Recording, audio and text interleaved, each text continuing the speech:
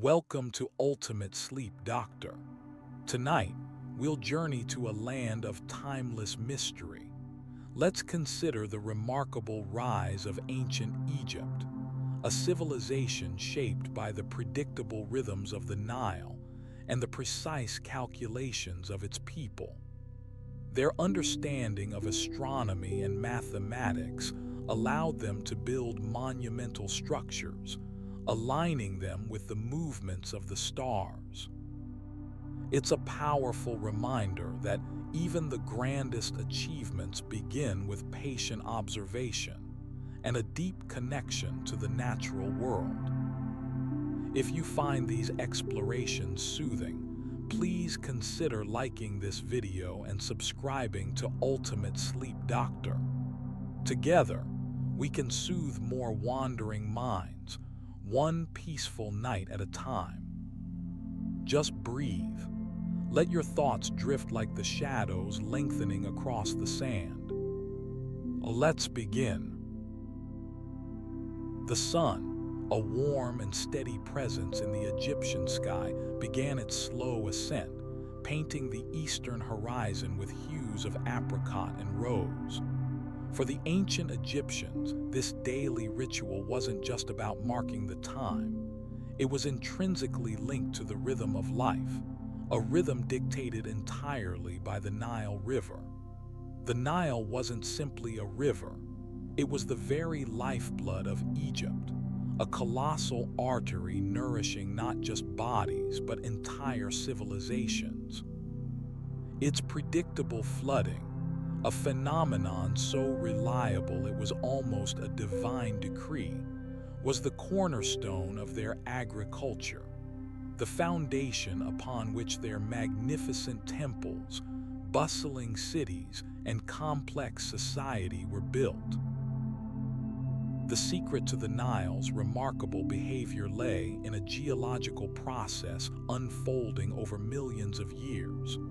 The river originates in the highlands of East Africa, specifically the Ethiopian highlands, where the Blue Nile and White Nile converge. As snow and ice from the Ethiopian mountains melt during the rainy season, immense volumes of water rush down the river valleys. This water, carrying vast quantities of sediment, silt, really, begins its long journey northward. Now, this wasn't a destructive flood in the way we might think of floods today. Instead, it was a carefully controlled inundation. The Egyptians, through painstaking observation over countless generations, had learned to anticipate this annual rise. They recognized that the river's level would steadily climb, reaching its highest point, the Akhit, around July. This was no accident. The river's behavior was, in essence, a beautifully choreographed natural event, a carefully calibrated system of erosion and deposition. The key ingredient in this process was the silt. This incredibly fertile sediment, rich in minerals, wasn't just carried by the Nile. It was deposited upon its banks during the flood. This wasn't just mud. It was a potent mixture of clay, sand, and organic material, decaying plants and animals, creating a remarkably rich and dark topsoil. This dark soil, known as black land or Kemet, meaning the black land, was the reason Egypt was so incredibly productive. The Egyptians utilized this flood's gift with incredible ingenuity. They built a system of canals and dikes, meticulously designed to manage the rising waters. These channels, carefully constructed of mud brick, directed the floodwaters onto the fields, ensuring that every square inch of arable land was renewed with this precious silt. They used simple tools like wooden plows pulled by oxen to prepare the fields, and they planted their crops, primarily wheat and barley, directly into the freshly deposited soil. The predictable flooding meant that farmers didn't have to worry about the soil becoming depleted. It was constantly replenished, allowing for multiple harvests each year. The system of canals wasn't just about distributing the floodwaters. It was also a vital component of irrigation. After the floodwaters receded, the Egyptians used these canals to channel water to their fields, allowing them to cultivate crops even during the drier months. This ingenious system of irrigation, combined with the naturally fertile soil, enabled the Egyptians to grow an abundance of food. The surplus food produced wasn't just enough to feed the population. It was also used to trade with other regions, further enhancing Egypt's wealth and influence. Beyond agriculture, the Nile was, without exaggeration, the primary means of transportation. The river's deep channels and relatively calm waters provided a remarkably efficient route for moving goods and people. Boats, constructed primarily of wood, were the lifeblood of the Nile's trade network. These weren't the sleek, fast ships of later eras.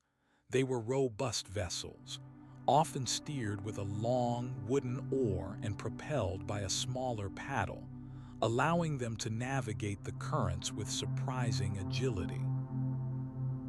The Egyptians developed a sophisticated system of waterways, utilizing the Nile's currents to their advantage. They built harbors and docks along the riverbanks, facilitating trade with distant lands. Goods, from grain and textiles to stone and precious metals, were transported along the river, connecting Egypt with the Mediterranean Sea, Nubia to the south, and even as far as the Levant. The river wasn't just a highway, it was a social artery.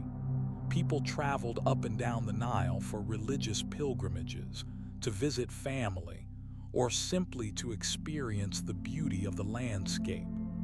The riverbanks were lined with villages and towns, bustling with activity. The annual inundation itself was a communal event, with people working together to construct and maintain the canals and dikes, demonstrating a remarkable sense of collective responsibility. The Nile's regular flow also played a crucial role in the annual movement of goods during the harvest season. Farmers would transport their grain to the cities, where it was stored and prepared for trade. This efficient system of transport significantly reduced the risks associated with overland travel, making the Nile the undisputed king of trade routes. The predictable nature of the river, coupled with the exceptional fertility of its surrounding lands, allowed the ancient Egyptians to build a civilization of unparalleled complexity and longevity, a testament to the profound influence of a single, remarkable river. The desert held a particular stillness, a quiet hum of the sun baking the sands. It was a landscape sculpted by immense forces, the slow, persistent carving of the Nile, the shifting winds, and the enduring weight of time. And within this landscape, a remarkable transformation was taking place, one etched not in stone by the river itself, but by the minds of the Egyptians.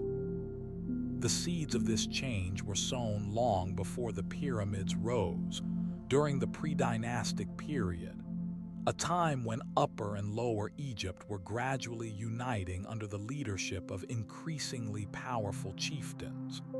These early rulers needed a way to record their deeds, manage their resources, and establish their authority. Existing systems of knotted strings, known as rope tallying, were cumbersome and prone to errors. They weren't suited for the complexity of a burgeoning civilization. Something new was required, a system capable of conveying not just quantity, but also abstract concepts, stories, and the very essence of Egyptian belief. The initial sparks of what would become hieroglyphic writing emerged from this need. It wasn't born fully formed. It was an evolutionary process, building upon earlier forms of pictorial representation. Initially, Egyptians used simple drawings, stylized representations of animals, humans, and objects, to mark goods in trade and to record transactions. These weren't yet writing in the way we understand it, but they represented the first steps towards a system of visual communication. These early pictograms, called determinatives, were often placed at the end of words to clarify their meaning. For example, a picture of an owl might be added to the end of a word referring to a person, to indicate that the word related to a wise or knowledgeable individual. Around 3200 BC, during the reign of Narmer, also known as Menes, a pivotal shift occurred. The establishment of a unified Egyptian kingdom, symbolized by the unification of the palates of Upper and Lower Egypt, coincided with a significant development in the use of these pictorial signs. The palettes, used for grinding and mixing pigments for ritualistic purposes, began to be adorned with increasingly elaborate depictions, but these were no longer purely decorative. They were being used to record the king's victories, his lineage, and the details of religious ceremonies. The key innovation at this time was the development of syllabic signs, hieroglyphs that represented individual sounds or syllables within a word. This was a crucial step, moving beyond simply representing objects to representing speech itself. The creation of these syllabic signs wasn't random. The Egyptians were meticulous observers of their world, and their writing system reflected this. The shapes of the hieroglyphs were often derived from the shapes of objects: a ripple for water, a sun disk for the sun, a reed for the sound I. This connection to the physical world made the writing system deeply rooted in Egyptian reality. The Egyptians didn't simply draw pictures, they sculpted sounds into visual forms. The sheer number of hieroglyphs, estimated to be between 700 and 2,000, speaks to the complexity of the Egyptian language and the richness of their culture. Each glyph held a specific phonetic value, but it could also carry other meanings depending on the context. The process of creating hieroglyphic texts was a complex one, undertaken primarily by scribes, highly trained individuals who held a privileged position in Egyptian society. Scribes underwent years of rigorous training, mastering the art of writing, mathematics, and administration. They worked with a palette of ground pigments, typically red, black, and ochre, to create the inscriptions on temple walls, tombs, and papyrus scrolls. The surface onto which the inscriptions were painted or carved often held a special significance, imbued with protective qualities and ensuring the longevity of the message. Papyrus, made from the pith of the papyrus plant, became the primary material for writing, offering a smoother surface and a lighter weight compared to stone. The Egyptians used hieroglyphs for a multitude of purposes. Religious texts, including spells and hymns from the Book of the Dead, were inscribed on tomb walls to guide the deceased through the afterlife. Royal decrees, historical accounts, and legal documents were recorded on stone monuments and papyrus. Personal letters and biographical information were also written, offering a fascinating glimpse into the lives of ordinary Egyptians. The meticulousness with which the Egyptians approached writing meant that texts were often incredibly durable, surviving for thousands of years, offering us a direct connection to their thoughts and beliefs.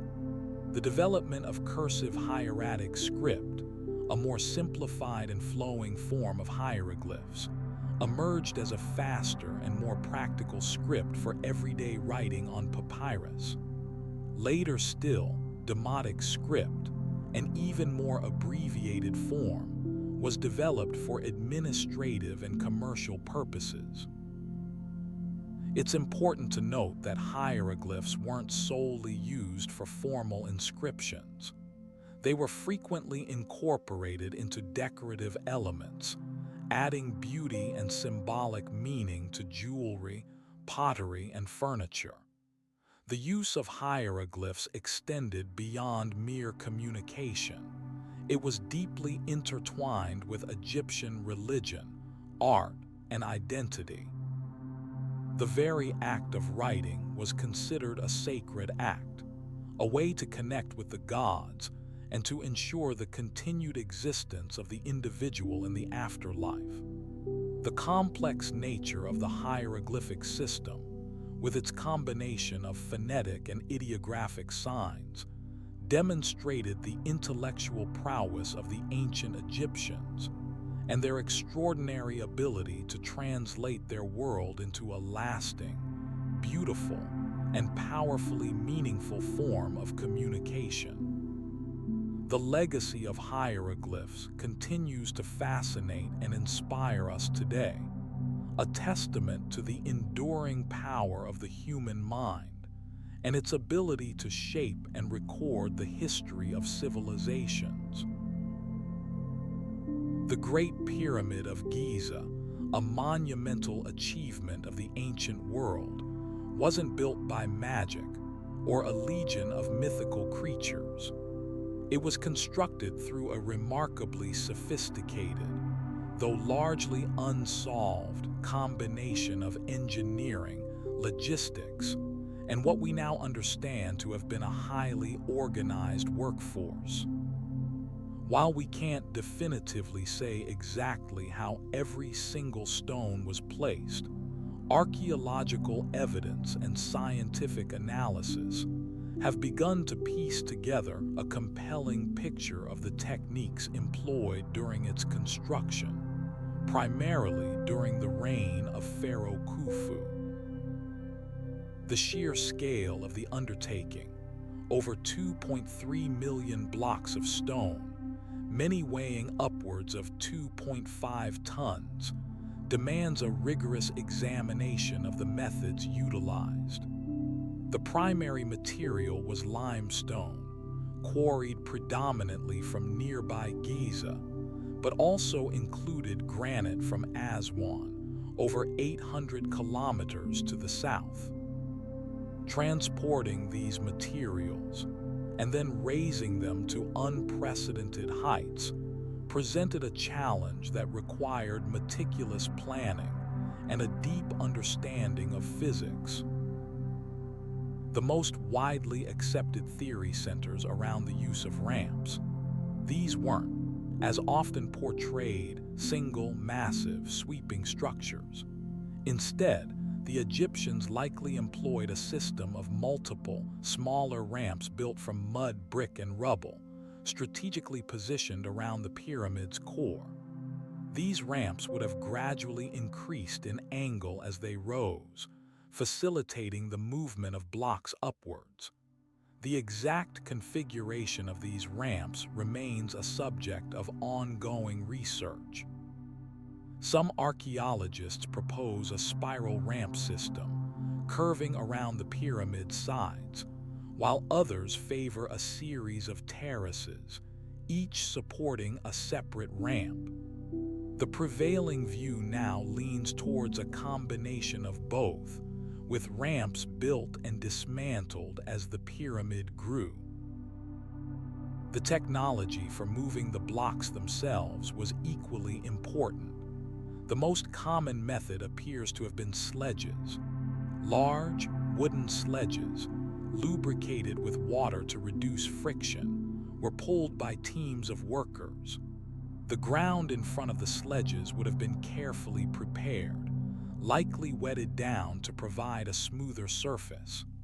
Evidence of this lubrication has been found in the form of mineral deposits within the quarrying areas and on the pyramid's interior walls. The process wasn't simply pushing. The Egyptians understood the principles of leverage. Teams would pull ropes attached to the sledges, using their combined strength to generate a significant force. Beyond the sledges, it's believed that levers were also crucial. Smaller levers operated by skilled teams would have been used to maneuver blocks into their final positions, particularly when fine adjustments were needed. Experiments and reconstructions have shown that even relatively small teams, employing levers effectively, could move incredibly heavy objects. The understanding of simple machines, a concept developed independently by the Egyptians, was fundamental to their success.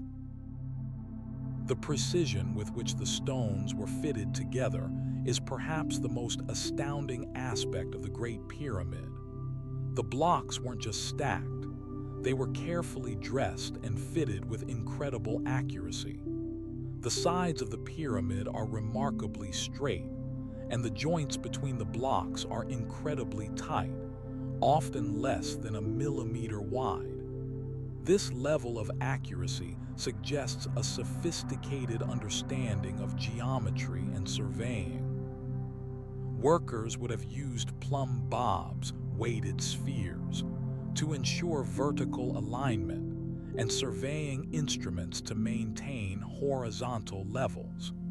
They likely employed ropes and sighting devices to accurately measure angles and distances. The organization of the workforce was, of course, critical. Contrary to earlier popular misconceptions, the pyramid was not built solely by slaves. Archaeological evidence points to a predominantly skilled and paid workforce, consisting of laborers, craftsmen, engineers, and supervisors. These workers were housed in purpose-built settlements near the construction site, complete with bakeries, breweries, and medical facilities.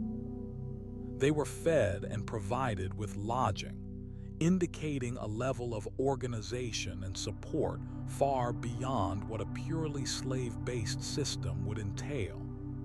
Teams were divided into gangs, each responsible for a specific task, and rotations were used to prevent exhaustion and maintain efficiency. The quarrying process itself was a complex operation. Workers used copper chisels and dolerite pounders, a hard, dark volcanic stone, to extract the limestone blocks from the bedrock. Wooden wedges, soaked in water, were driven into cracks in the stone, and as the wood expanded, it would split the rock. This process required immense manpower and careful control to avoid damaging the blocks. Once extracted, the blocks were transported to the construction site, often using canals and the Nile River during the annual flood season, when the water level was low. Furthermore, it's probable that they understood concepts of counterweighting, although the exact implementation remains debated. Some theories suggest the use of counterweights to assist in lifting and positioning large blocks, leveraging the mechanical advantage of inclined planes. The pyramid's design itself, with its sloping sides, likely contributed to the stability and structural integrity of the structure. distributing the weight evenly and minimizing stress on individual blocks. The construction of the Great Pyramid was not a sudden, rushed endeavor. It was a long-term project, spanning an estimated 20-30 years. The Egyptians possessed a remarkable ability to learn from their mistakes and adapt their techniques as the project progressed. The pyramid represents not just a tomb for a pharaoh, but a testament to human ingenuity, organizational skill, and a deep understanding of the physical world. It's a truly remarkable feat of engineering, built with tools and methods that would seem incredibly primitive by today's standards, yet managed to achieve a level of precision and scale that continues to inspire awe and scientific investigation. The desert sun beat down, baking the ochre sands of ancient Egypt. Yet even in this harsh landscape, a tiny creature held immense significance, the scarab beetle, or Keper as the Egyptians called it. It wasn't merely an insect. It was a potent symbol woven into the very fabric of their beliefs about life, death, and rebirth. The scarab's fascination stemmed primarily from its observed behavior. The beetle, particularly the dung beetle, rolled balls of dung across the ground. To the Egyptians, this seemingly mundane act mirrored the sun god Ra's daily journey across the sky. Ra, the most important deity, was believed to push the sun across the heavens each morning, just as the beetle pushed its ball of dung. This action was understood as a constant renewal, a bringing forth of new life from chaos. The beetle, therefore, became inextricably linked with the sun's power and its ability to conquer the darkness, representing the cyclical nature of existence. The Egyptians meticulously documented these observations, employing detailed artwork and text to illustrate their understanding of the scarab's role. Royal tombs and temples were adorned with depictions of scarabs, often crafted from glazed steatite, a stone that could be meticulously shaped and polished, reflecting the skill of Egyptian artisans. The concept of Keper extended beyond a simple solar association. It was deeply connected to the idea of Heka, a word encompassing magic, power, and transformation. The Egyptians believed that Heka was inherent in the universe, present in all things.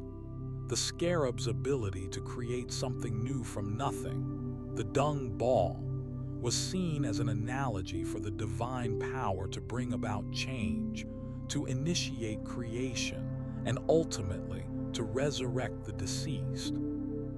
It was a representation of the power to overcome limitations and limitations of mortality. The scarab was often depicted with elaborate wings, a characteristic that solidified its connection to the sky and the sun. These wings weren't just decorative. They symbolized the beetle's ascension, its ability to rise above the earthly realm and join Ra in his daily journey. The representation of the scarab as a winged creature reflects the belief in ascension to the heavens for those who lived a righteous life and were deemed worthy by the gods.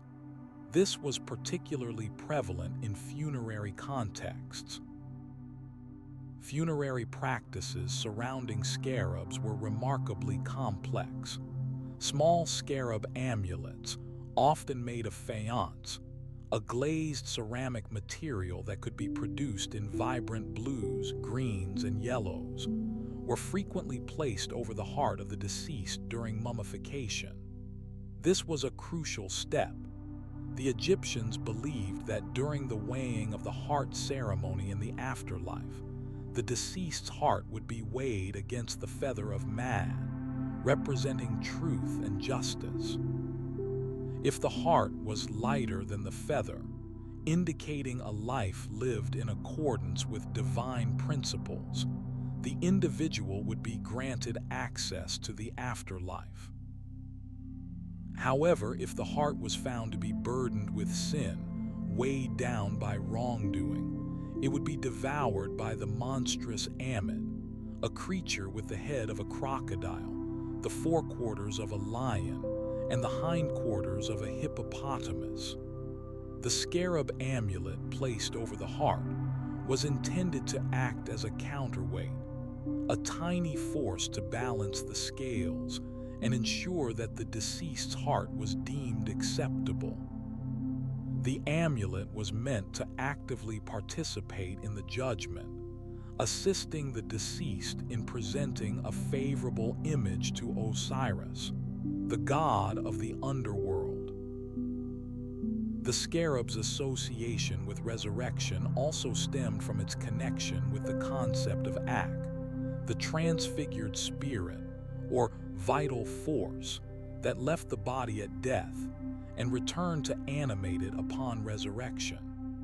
The Egyptians believed that the Ak could become lost without the physical body. The scarab, with its power of creation and renewal, represented the means by which the Ak could be restored, allowing the deceased to live eternally. The ritualistic placement of scarab amulets wasn't merely symbolic. It was a carefully orchestrated act of faith, a plea to the gods for intervention. The colors used in the creation of scarab amulets held their own symbolic significance. Blue, for instance, represented the heavens and the waters of creation, while green symbolized rebirth and vegetation. Yellow, a frequent color in faience, represented the sun and the precious metal of gold. The careful selection and application of these colors enhanced the amulet's potency, embedding it with the desired magical qualities. Furthermore, the scarab's image was frequently incorporated into various other forms of religious art and jewelry. It appeared on rings, necklaces, bracelets, and even on the soles of sandals, demonstrating the pervasiveness of its influence within Egyptian culture. The scarab wasn't confined to funerary contexts. It was a symbol of protection, good fortune, and divine favor in daily life. The ubiquitous presence of the Keper highlights how deeply the Egyptians integrated their religious beliefs into all aspects of their existence. The belief in the scarab's transformative powers wasn't static. It evolved over time, influenced by changing religious beliefs and artistic styles. During the New Kingdom period, for example, the scarab's role became increasingly associated with the pharaoh, who was seen as the living embodiment of Ra on earth. Scarab amulets bearing the pharaoh's likeness became powerful symbols of royal authority and divine legitimacy. Ultimately, the ancient Egyptian fascination with the scarab beetle arose from a profound understanding of the natural world and a deeply rooted belief in the cyclical nature of life, death, and rebirth. It was a tiny creature that held immense power, representing not just the sun's daily journey, but also the enduring hope for renewal and eternal life. The Egyptians' meticulous observations of the scarab's behavior, coupled with their sophisticated religious beliefs, resulted in a powerful symbol that continues to resonate with us today, a testament to the enduring connection between science, faith, and the human desire to understand our place in the universe. The Keper, the humble dung beetle, remains a potent reminder of ancient Egypt's extraordinary worldview. The sands of Egypt, settled and ancient, held a secret, a seismic shift in their long and storied history. For centuries, the worship of Amun-Ra, the king of the gods, had been the cornerstone of Egyptian life. The grand temples of Karnak and Luxor rose in homage to this powerful deity, their massive columns painted with scenes of Amun-Ra's triumphs, his connection to creation, and his ongoing reign over the cosmos. The priests, wielding considerable influence within the pharaoh's court, oversaw elaborate rituals, ensuring the continued favor of the gods and, crucially, the prosperity of the kingdom. The very rhythm of Egyptian society, the agricultural cycles, the festivals, the construction projects, was interwoven with this established religious framework. Then, around the reign of Amenhotep III, a young pharaoh, something began to change, a subtle yet profound alteration that would ultimately reshape the religious landscape of Egypt for decades to come. This transformation began to coalesce around Akhenaten, a name that would become synonymous with radical change. He wasn't the first pharaoh to question the established order, of course. Throughout Egyptian history, rulers had occasionally favored one god over another, seen as a temporary deviation rather than a fundamental alteration to the divine hierarchy. However, Akhenaten's actions were unlike anything the kingdom had ever witnessed. He didn't simply elevate one god to prominence. He declared a new religion centered entirely around the solar deity Aten. The Aten, or sun disk, wasn't a complex god with a specific mythology or a vast pantheon of associated deities. Instead, it was a radiant, all-encompassing power, the source of light, warmth, and life itself. Akhenaten's vision was that the Aten alone deserved the worship of the people. The shift wasn't immediate, but it started with a dedicated campaign, beginning with the relocation of the capital. Akhenaten moved the royal court from Thebes, the traditional religious center, to a newly built city called Akhetaten, Horizon of the Aten. This location, situated along the Periphery Canal, was deliberately chosen to be closer to the rising sun, symbolizing the Aten's dominance. The construction of Akhetaten was a remarkable undertaking, demonstrating advanced engineering and organizational skills. The city featured spacious residences designed with open courts to maximize access to sunlight, a stark contrast to the cramped, dark chambers favored in the older royal palaces. It wasn't just a new city, it was a deliberate architectural statement, a physical manifestation of Akhenaten's religious beliefs. Akhenaten's religious revolution extended beyond simply changing the capital. He issued a decree, known as the Imok Hymn, which formally declared the Aten the supreme deity and forbade the worship of all other gods. This was a direct challenge to the authority of the established priesthood, who controlled the temples and possessed immense wealth and power. The priests of Amun, in particular, were deeply affected, seeing their positions and influence threatened. Akhenaten, however, was resolute. He commissioned a new style of art, significantly different from the traditional depictions of the gods.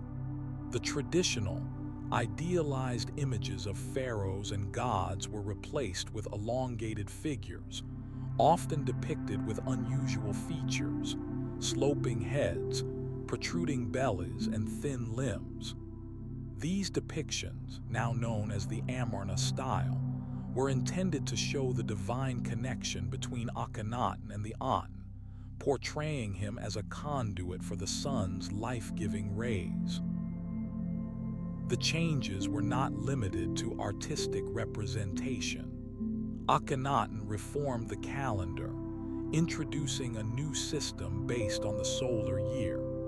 He also oversaw the construction of numerous temples dedicated solely to the Aten, replacing the grand temples to Amen and other deities.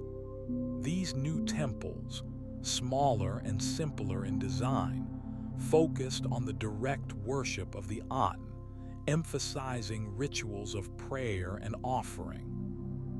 The existing temples were systematically dismantled, their statues of other gods destroyed, and their treasures seized. This act was a powerful demonstration of Akhenaten's authority and a symbolic erasure of the old religion. However, the religious upheaval didn't occur without resistance. The priests of Amen, fueled by resentment and a desire to maintain their power, actively opposed Akhenaten's reforms. They spread rumors questioning his legitimacy as a pharaoh and challenged his religious pronouncements. The support of the military and the wider population was crucial to Akhenaten's success, and for a time, he appeared to have it. He implemented policies aimed at strengthening his position, such as distributing land to the common people, further diminishing the economic power of the priesthood.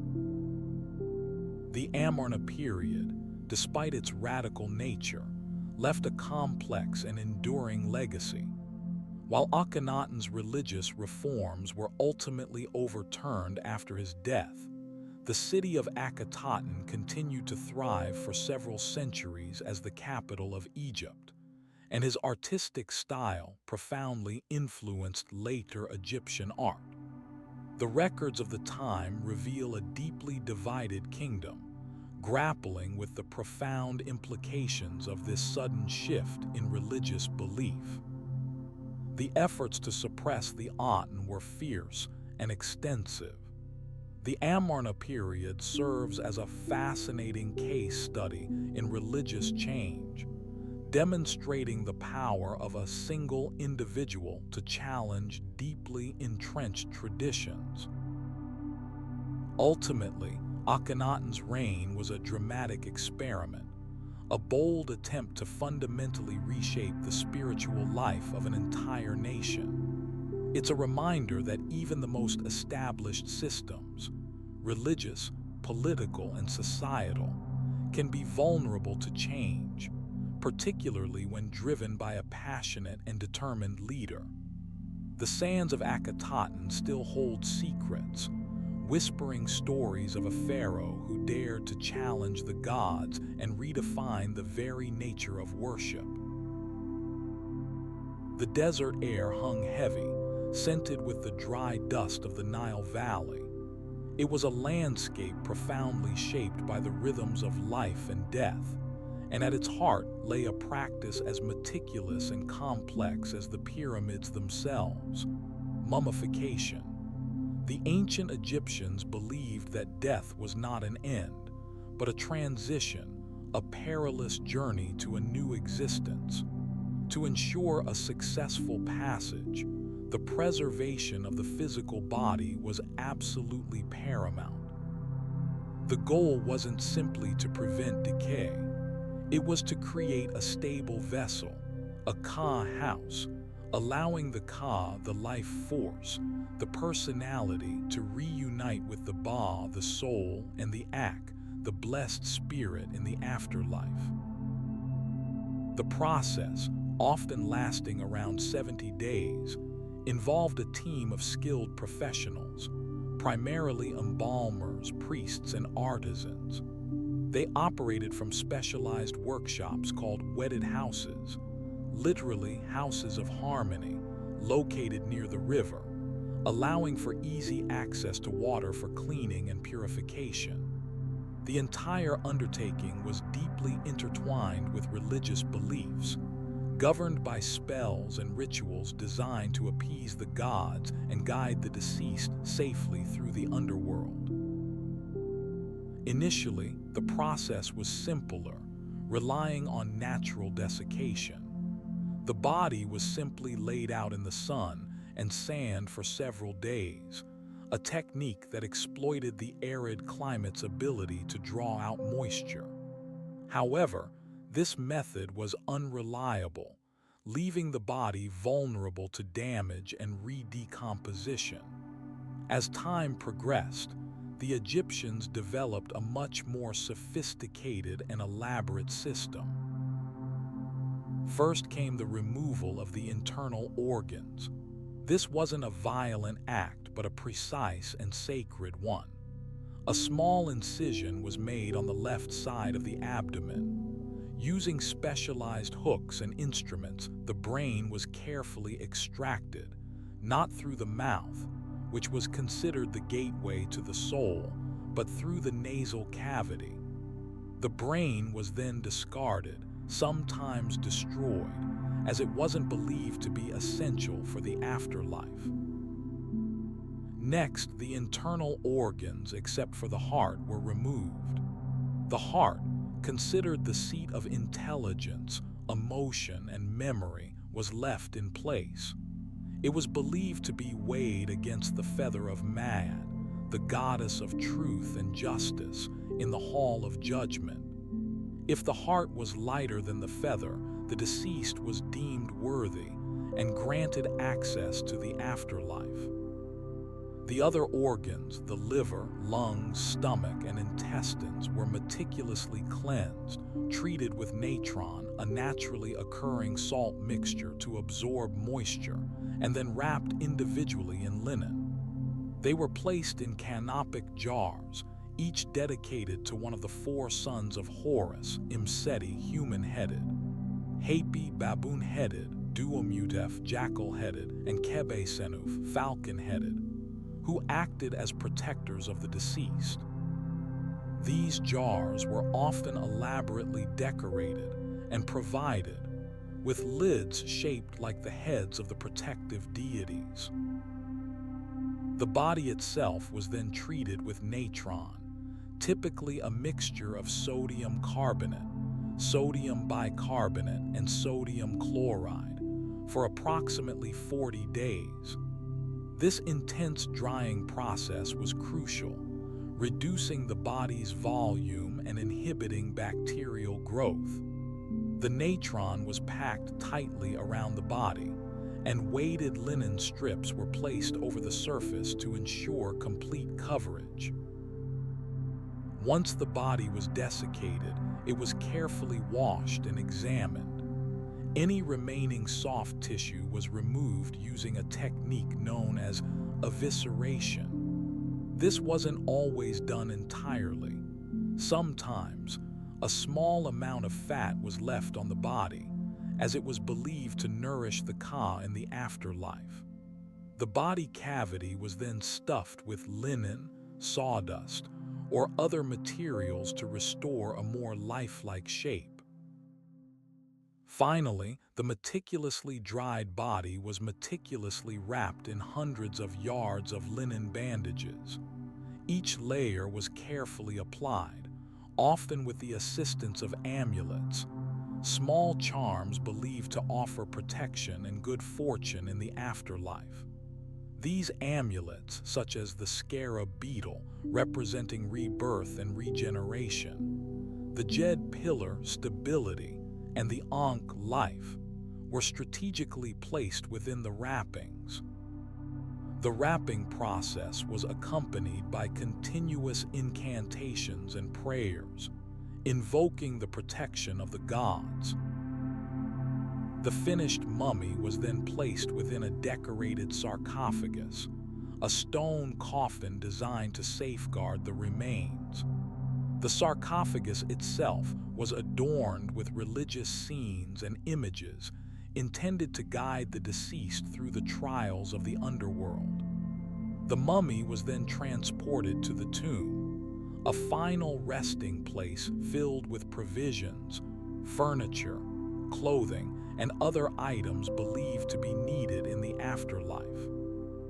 The entire process was a testament to the ancient Egyptians' profound belief in the continuity of life, a deeply spiritual undertaking shaped by a desire for immortality. It was a sophisticated blend of practical science and profound religious faith, a remarkable achievement that has fascinated and puzzled scientists and historians for centuries. The desert wind whispered secrets across the sands of Egypt, carrying with it the scent of frankincense and myrrh, aromas intimately linked to a particularly fascinating and somewhat enigmatic chapter in the history of Egyptian medicine.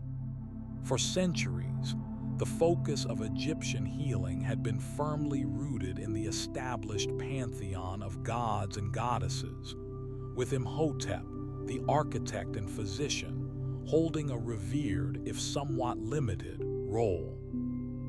However, by the 3rd century BC, a new intellectual current began to subtly reshape medical thought, one that drew heavily on the wisdom of the mythical Hermes Trismegistus. This movement, known as Trismegisterian medicine, represented a profound shift in how Egyptians understood the nature of health, disease, and the very foundations of their understanding of the cosmos. Hermes Trismegistus, a composite figure blending the Greek god Hermes with the Egyptian Thoth, was believed to have brought to Egypt a vast body of knowledge: alchemy, astrology, philosophy, and, crucially, medicine. Ancient texts, primarily written in Greek, attributed to Hermes, presented themselves as a compilation of this lost wisdom, revealed through esoteric symbolism and hidden meanings. These texts, known as the Corpus Hermeticum, were not simply straightforward medical treatises. Instead, they offered a complex, interwoven system where health was seen as a reflection of the harmony between the individual, the earthly realm, and the divine. The central concept driving Trismegisterian medicine was the idea of balance, but not in a simple, easily achievable way. It was a deeply philosophical balance, predicated on the belief that the human body was a microcosm of the universe itself. Just as the planets revolved around the sun, so too did the vital humors, blood, phlegm, yellow bile, and black bile, need to exist in a precise and harmonious state. Disruptions to this equilibrium, caused by factors like imbalances in the 4 elements, earth, air, fire, and water, moral failings, or even incorrect astrological alignments, were identified as the root causes of illness. Treatment, therefore, wasn't solely about physical remedies, though herbs and minerals certainly played a part. It involved a holistic approach, encompassing dietary adjustments, purification rituals, astrological consultations, and perhaps most importantly, moral self-improvement. Physicians believed that a patient's character, their virtues and vices, directly impacted their health. A virtuous individual, living in accordance with divine law, was presumed to be naturally stronger and less susceptible to illness. The texts, filled with allegorical stories and symbolic imagery, provided guidance on how to restore this balance. For instance, a fever was frequently explained through the metaphor of the sun, overexposure to the sun's excessive heat, representing an imbalance in the body's ability to manage thermal energy. Treatments included cool compresses, dietary changes to moderate the fiery constitution, and prayers to Apophis, the serpent god associated with chaos to restore order. Similarly, melancholia, a state of profound sadness and despondency, was linked to an excess of black bile and treated with practices designed to harmonize the spirit, often involving rituals invoking the goddess Isis. This approach necessitated a different kind of physician. The traditional Egyptian physician, often a priest or specialist skilled in manual manipulation and herbal remedies, was now supplemented by a hermetic physician, one trained in interpreting the symbolic language of the corpus hermeticum. These individuals, often scholars and philosophers, played a crucial role in diagnosing illnesses and prescribing treatments based on their understanding of cosmic principles. They didn't merely treat symptoms. They sought to identify the underlying spiritual imbalance causing the ailment. The texts themselves contained detailed formulas and procedures for various ailments. One particularly fascinating passage describes a balm intended to restore vitality by incorporating ingredients like honey, myrrh, and frankincense, combined with specific astrological calculations. The physician would administer this balm not just as a physical remedy, but as a symbolic act, representing a petition to the gods for restoration. The spread of Trismegisterian medicine wasn't immediate or universal.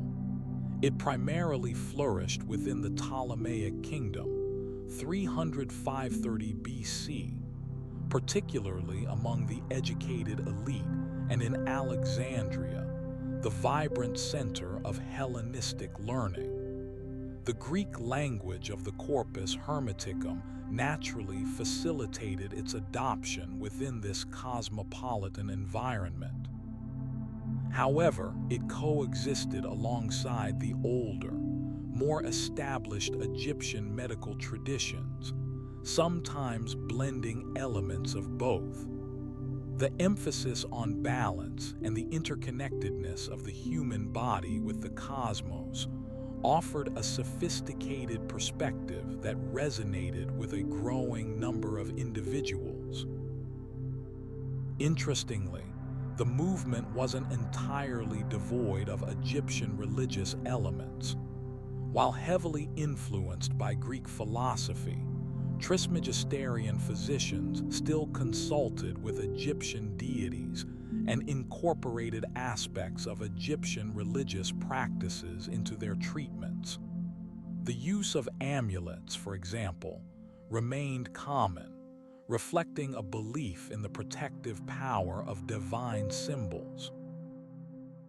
Ultimately, Trismegisterian medicine represented a fascinating intellectual evolution within the broader context of ancient Egyptian healing. It showcased the profound influence of Greek philosophy and science on Egyptian thought, and provides a compelling example of how different cultural traditions could interact and evolve, shaping the practice of medicine for centuries to come. It's a story about seeking not just to cure the body, but to understand the very nature of existence. The sands of Egypt, after centuries of worshipping Ra, the sun god, began to shift their devotion, not towards a single, all-powerful deity, but towards a figure of profound and poignant transformation, Osiris. Following the tumultuous Amarna period, a desire for stability and a renewed connection to ancient traditions blossomed, and with it, the prominence of the cult centered around the murdered king. Osiris, once a god of fertility and abundance, was reimagined as the ruler of the underworld, a role intrinsically linked to death and the promise of resurrection. His story, a brutal tale of betrayal and vengeance, offered a framework for understanding mortality and a pathway to eternal life, one that resonated deeply with the Egyptian people. The narrative of Osiris's demise, slain by his brother Set, scattered across the land, and painstakingly reassembled by his wife Isis, wasn't simply a myth. It was a symbolic representation of the very processes involved in preserving the body and navigating the perilous transition to the afterlife.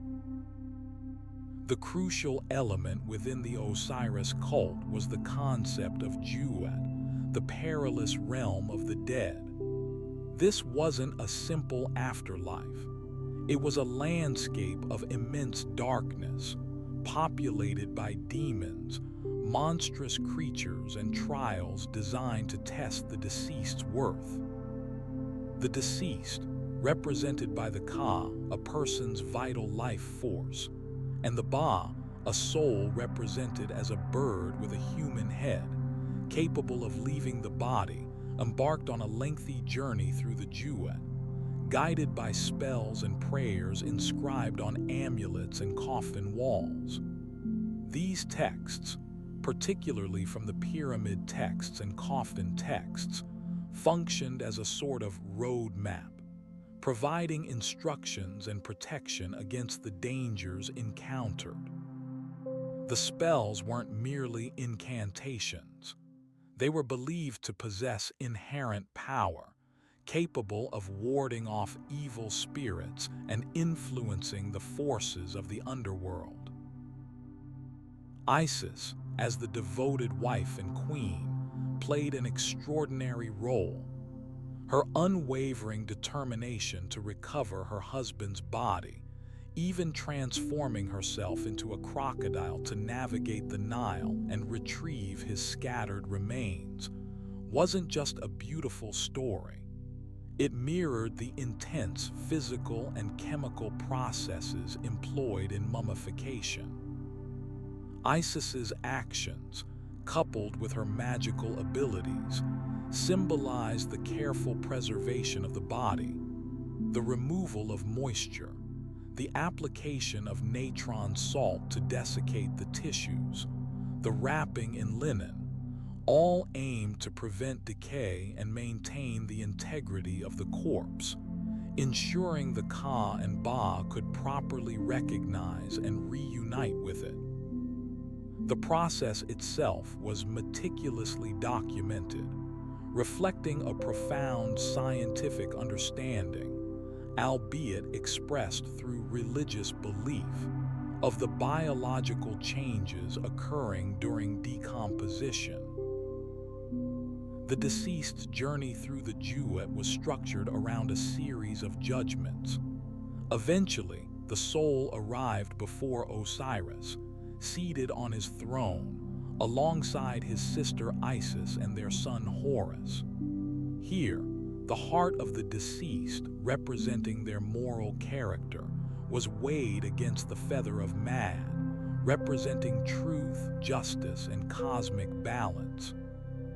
If the heart was lighter than the feather, signifying a life lived according to Man, the deceased was granted access to the field of reeds, a paradise mirroring earthly life, where they could enjoy eternal bliss alongside Osiris and his family. This judgment was a critical component of the belief system, illustrating that ethical behavior during life was paramount to achieving immortality. However, if the heart was found heavier, burdened by sin and wrongdoing, it was devoured by Ammon, the devourer of souls, a monstrous creature with the head of a crocodile, the forequarters of a lion, and the hindquarters of a hippopotamus. This wasn't a punitive act of divine wrath, but rather a necessary process, a final step in ensuring cosmic balance. The soul was effectively erased from existence, returning to the void. The imagery of Ammon was profoundly powerful, a stark reminder of the consequences of a flawed life. The concept of Horus as the son of Osiris held a unique significance. Horus's own struggle to reclaim his father's throne, a narrative of battle and conquest, symbolized the deceased's own journey toward eternal life. He represented the successful completion of the journey through the duet, providing a tangible goal for the soul.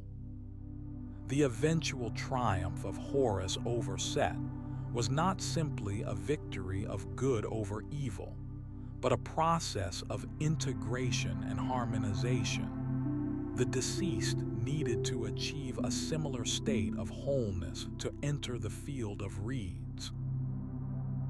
The worship of Osiris and the associated rituals were deeply interwoven with the practices of mummification, funerary processions, and the provision of grave goods. These goods, food, drink, clothing, weapons, and jewelry, were believed to sustain the deceased in the afterlife, mirroring the provisions made for a person during their earthly life. The meticulous care taken in preparing the body for its final journey reflected a sophisticated understanding of biology and a powerful belief in the possibility of continued existence beyond death. The cult of Osiris, therefore, was much more than a religion. It was a science of the soul, a testament to humanity's enduring fascination with life, death, and the eternal quest for meaning. It offered a comforting narrative, one where careful preparation, ethical conduct, and unwavering faith could pave the way for a blessed eternity. The air in the Valley of the Kings always held a particular stillness, a quiet anticipation that settled over the sandstone cliffs. It wasn't a silence born of emptiness, but one infused with the weight of millennia, the echoes of prayers, and the solemnity of immense belief. The pharaohs, having lived their lives in the splendor of the palaces, sought a different kind of permanence, a place within the earth designed to safeguard not just their physical remains, but the very essence of their royal identity. The tombs, particularly those within this valley, represented far more than elaborate burial chambers. They were complex, meticulously constructed laboratories of belief, painstakingly designed to facilitate the transition to the afterlife, and crucially, to maintain the pharaoh's power even after death. The selection of the valley itself was no random occurrence. Geologically, the rock formations offered exceptional stability, a crucial requirement considering the potential for seismic activity in this region. Furthermore, the narrow, easily defendable canyon provided a natural barrier, limiting access and reducing the likelihood of tomb robbery. But defense was only one aspect of the security strategy. The tombs were layered with protection, beginning with the sheer obscurity of their location. For centuries, the precise locations of many of the royal tombs were deliberately obscured, known only to a select group of priests and officials. This maintained a degree of secrecy, deterring casual explorers and those with less noble intentions.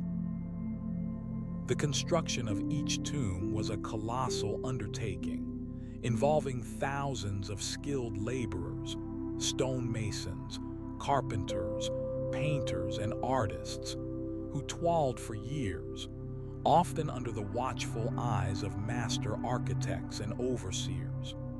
The walls themselves were not simply decorative. They were constructed with an understanding of acoustics and light, elements carefully considered to influence the spiritual experience of the deceased. Chambers were built to amplify specific sounds, and strategically placed openings allowed for the manipulation of sunlight, creating illusions of movement and representing celestial phenomena. This wasn't just about creating a beautiful space. It was about actively shaping the environment to assist the pharaoh's rebirth. Beyond physical security, the rituals surrounding the interment were incredibly elaborate and designed to reinforce the pharaoh's authority in the next world. The preparation of the royal body itself was a highly specialized process. While mummification preserved the physical form, it was a crucial component in a much larger ritualistic scheme. The body was carefully cleansed and anointed with fragrant oils, then placed within a series of nested coffins, each crafted from materials considered sacred: cedar wood, gold, and precious stones. These materials were not merely aesthetically pleasing. They were believed to possess protective properties and symbolic significance.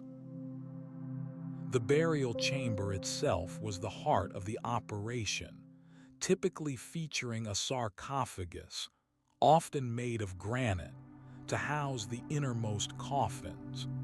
However, the real spectacle unfolded during the opening of the mouth ceremony, a central ritual designed to restore the deceased pharaoh's ability to eat, drink, and speak in the afterlife. This was achieved through a series of carefully choreographed movements performed by priests, using specialized instruments, small hooks and pallets, to touch specific points on the mummy's mouth, eyes, and ears. Scientifically, we can theorize that this ritual served multiple purposes. Firstly, it provided a powerful psychological comfort to the royal family and the wider population. The ceremony, with its precise movements and evocative sounds, acted as a reaffirmation of the pharaoh's continued existence and influence. Secondly, the ritual reinforced the concept of Ma'at, truth, justice, and cosmic order, which was fundamental to Egyptian belief. By symbolically restoring the pharaoh's ability to function, the Egyptians were essentially reaffirming the stability of the universe. The decoration of the walls was integral to this process.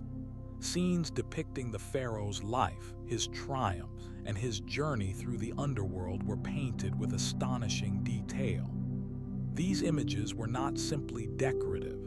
They were intended to serve as a guidebook for the pharaoh's soul, guiding him through the perils of the afterlife and providing him with the resources he needed to succeed. The colors themselves, vibrant blues, greens, and reds, were chosen for their symbolic significance. Blue represented the heavens, green represented fertility and rebirth, and red represented vitality and power. Furthermore, the tombs were often stocked with provisions for the afterlife. Not just food and drink, but also furniture, clothing, weapons, and even servants, all meticulously crafted to ensure the pharaoh's comfort and prosperity in the next world. This reflected the Egyptian belief that the afterlife was essentially a continuation of earthly life, albeit one governed by different rules. The sheer quantity of goods found in some royal tombs suggests a deep-seated conviction that the pharaoh's needs would remain constant, regardless of the realm he now inhabited. The concept of royal power extending into the afterlife was inextricably linked to the idea of the Ka, the soul's life force, and the Ba, the soul's personality. The tomb served as a house for these aspects of the pharaoh's being, ensuring their continued existence and influence. The elaborate rituals and decorations were designed to nourish and strengthen the Ka and Ba, enabling them to thrive in the underworld. Without this support, the Ka would eventually dissipate, leaving the pharaoh without a purpose or identity. The Valley of the Kings, therefore, represents far more than just a collection of tombs. It was a testament to the ancient Egyptians' extraordinary belief system, a meticulously constructed laboratory designed to guarantee the eternal survival of their rulers, a place where the boundaries between the earthly and the divine were blurred, and where the power of ritual and symbolism played a crucial role in shaping the destiny of kings and the fate of a civilization.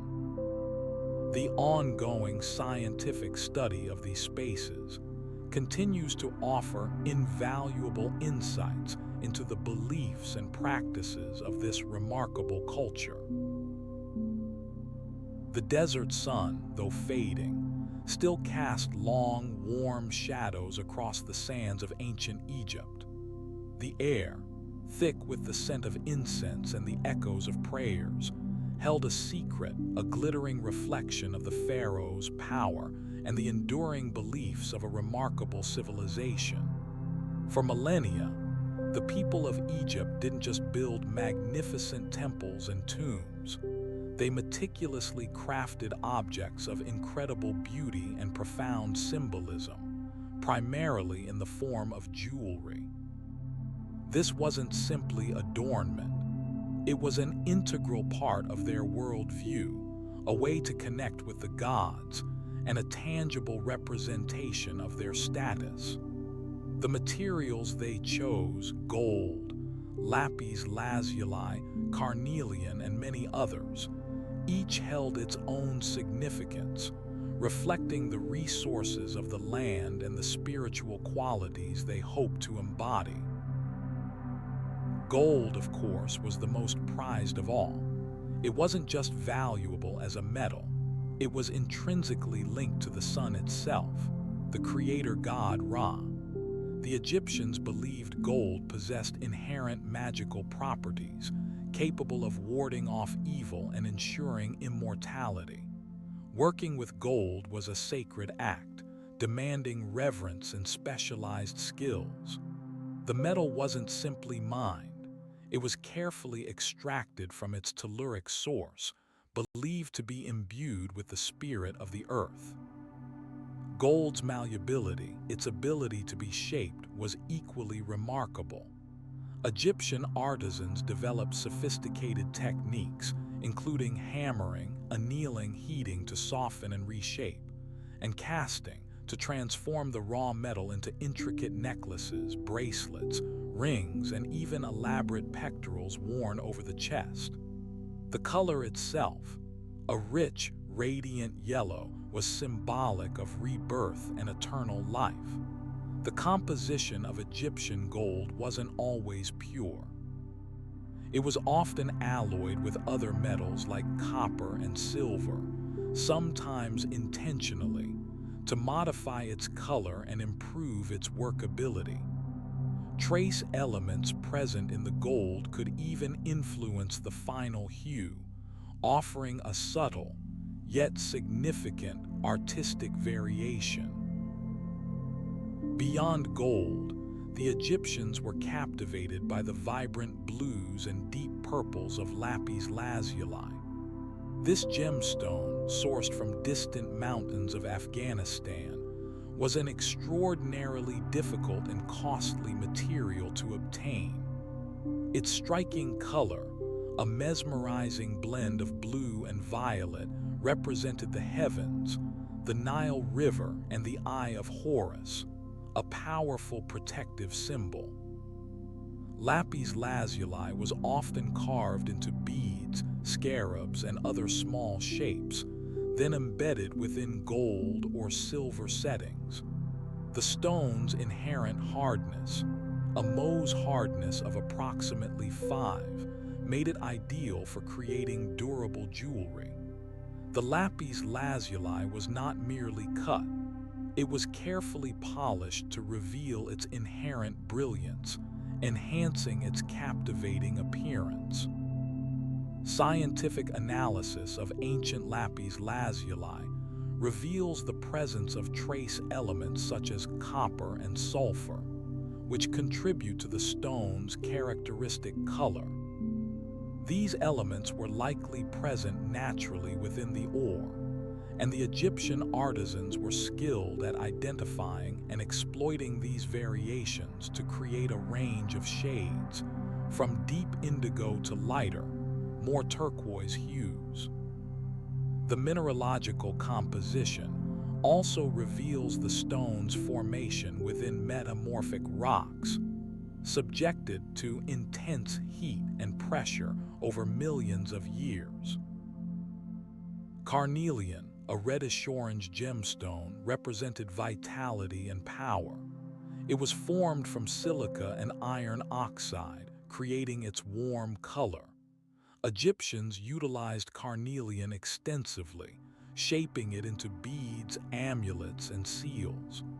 The stone's hardness, a Mohs hardness of approximately 6.5, meant it could withstand wear and tear, making it ideal for protective amulets. Its color was associated with the setting sun and the life force, connecting it strongly with concepts of regeneration and strength. Red ochre, another common pigment and material, held similar significance, representing blood and vitality. These materials weren't simply used for aesthetic reasons. They were believed to possess tangible magical properties, specifically the ability to influence events and protect the wearer. Alongside these common materials, the Egyptians also incorporated a fascinating array of other gemstones and minerals. Turquoise, a vibrant blue-green, was associated with the sky and the god Shu, the god of air. Amazonite, a green variety of feldspar, represented fertility and growth. Jasper, in various shades of red, brown, and white, was a powerful protective stone, often worn as amulets. Malachite, a green copper carbonate mineral, was linked to the goddess Hathor, symbolizing beauty and joy. The creation of these diverse pieces of jewelry was a complex undertaking, involving specialized workshops and a highly skilled workforce. Artisans meticulously sourced materials, expertly shaped and polished them, and expertly set them within elaborate frameworks. The techniques employed reveal a sophisticated understanding of material science and metallurgy. They were masters of manipulating materials to achieve specific visual and symbolic effects. The jewelry wasn't solely for the pharaohs and nobility, although they wore the most elaborate and expensive pieces. Jewelry was worn by all levels of Egyptian society, although the materials and complexity of the pieces varied considerably. Even a simple necklace of faience beads, a glazed ceramic material often colored with copper, could represent a connection to the divine. The shape and symbolism of the jewelry itself were crucial. The scarab beetle, for example, was a ubiquitous symbol of rebirth and regeneration, and was commonly incorporated into amulets and jewelry. The ankh, the hieroglyphic symbol for life, was another frequently used motif, representing eternal existence. The serpent, or uraeus, represented royal authority and protection. Ultimately, Egyptian jewelry provides a compelling window into the religious beliefs, artistic skills, and technological capabilities of this ancient civilization. It was a material manifestation of their deep connection to the natural world, the gods, and the concepts of life, death, and rebirth. The careful selection of materials, the precision of the craftsmanship, and the symbolic significance of the designs combined to create objects of extraordinary beauty and enduring power. A glittering legacy of a civilization that continues to fascinate us today. The science behind these artifacts isn't simply about the materials themselves, but the human ingenuity and skill that transformed them into objects of profound meaning. It's a story told in gold, lapis lazuli, and countless other gems, a story whispered across the millennia. The sun dipped low over the Nile, painting the desert sands in hues of orange and purple. The air, already warm from the day's heat, began to carry the scent of clay and wood smoke, a fragrance intrinsically linked to the daily life of ancient Egypt. While monumental architecture and glittering jewelry often spring to mind when we consider this incredible civilization, a surprisingly skilled and vital craft thrived alongside them: the production of pottery. It wasn't a luxury reserved for the elite. Rather, pottery was a fundamental component of Egyptian society, serving an astonishingly diverse range of purposes. From storing grain and water to cooking food, and even creating elaborate vessels for ritual offerings, the ability to shape and fire clay was deeply ingrained in the Egyptian way of life. The process of making pottery began with the careful selection of raw materials.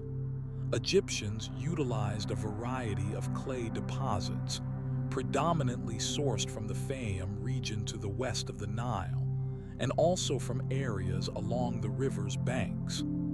The quality of the clay was paramount.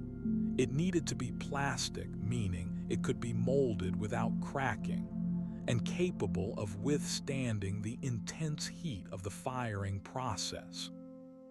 The specific composition of the clay influenced the final characteristics of the vessel, impacting its color, strength, and even its ability to hold water. Analyses of ancient pottery shards reveal a fascinating blend of materials, often incorporating sand, organic matter like straw or reeds, and even animal fat, surprisingly common additives that acted as a binder and helped to create a smoother, more consistent texture. Once the clay was prepared, artisans would shape it using a combination of manual techniques and rudimentary tools. Hand building was the most common method, with potters employing methods such as coil building, where ropes of clay were stacked and pressed together to form the walls of the vessel, and slab building, which involved cutting and joining flat pieces of clay.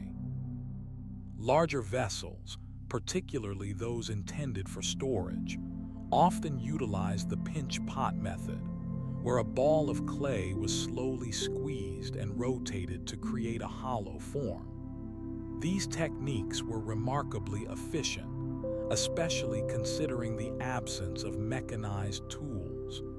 The skills involved demanded considerable patience and experience, as even slight variations in pressure and form could dramatically alter the finished product. The shaping process was frequently followed by the addition of a lime slip, a watery mixture of ground limestone to create a smoother surface. This slip, applied to the wet clay, acted like a sealant, strengthening the walls and reducing the likelihood of cracking during firing. Sometimes, the potters would use wooden molds to achieve specific shapes, particularly for creating symmetrical forms like jars and bowls. These molds would be coated with a release agent, often plant-based oils, to prevent the clay from sticking. The firing of the pottery was a critical and often dangerous step. Ancient Egyptian kilns were typically simple structures built of mud brick, with a central hearth used to build up a hot fire. The fuel used varied, but wood was the most prevalent. The heat generated was painstakingly controlled, and the process took considerable time, often several days, to complete. The temperature reached during firing was remarkably high, estimated to be between 900 and 1,000 degrees Celsius. This intense heat transformed the clay, causing a chemical change known as vitrification. The clay molecules fused together, making the pottery hard, durable, and waterproof.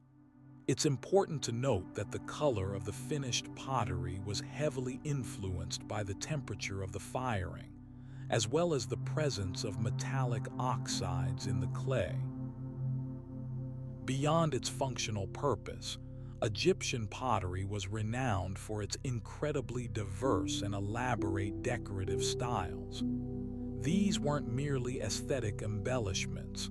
They were deeply symbolic, reflecting religious beliefs, social status, and even the seasons. The most common decorative technique was impressing, or stamping, the clay with intricate patterns using carved wooden or metal tools. These impressions could depict a vast array of motifs, from geometric designs like meanders and chevrons to representational images of animals, plants, and human figures. Animals, particularly those associated with the gods, held a prominent place in pottery decoration. The scarab beetle, representing rebirth and regeneration, was incredibly widespread. The lotus flower, a symbol of Upper Egypt and associated with the sun god Ra, was another recurring motif. Geometric patterns were often repeated in spirals and waves, echoing the flow of the Nile and representing eternity. Many vessels were painted after firing, using vibrant pigments derived from minerals and plants. Red ochre, derived from iron oxides, produced a rich red color. Yellow was created from orpiment, a mineral containing arsenic. Blue pigments were made from azurite, and black came from charcoal. These painted decorations frequently mirrored the impressions made during the shaping process, creating a layered effect of pattern and imagery. However, painted pottery was reserved primarily for higher status objects, such as those used in tombs or as offerings to the gods. There was also a distinct regional variation in pottery decoration. Pottery from the Delta region, close to the Nile's mouth, often featured scenes of agricultural activities, reflecting the importance of farming to the Egyptian economy. In contrast, pottery from Upper Egypt tended to be more decorated, with more complex and elaborate patterns. The decoration itself wasn't just a visual display. It was believed to imbue the vessel with magical properties, protecting its contents and ensuring its proper use. The study of Egyptian pottery continues to reveal fascinating insights into the lives of these ancient people. The analysis of pottery fragments, often referred to as archaeopottery, allows archaeologists to reconstruct trade routes, understand technological advancements, and gain a deeper appreciation for the ingenuity and artistic skill of the ancient Egyptians.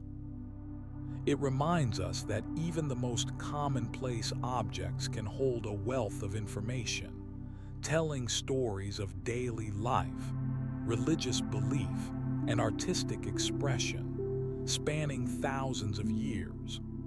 The next time you hold a simple ceramic mug, perhaps you'll think of the skilled hands and the fiery kilns that brought it to life in the heart of ancient Egypt. The sun beat down upon the sandstone cliffs of Deir el-Bahri, casting long shadows as the Nile reflected the dazzling light.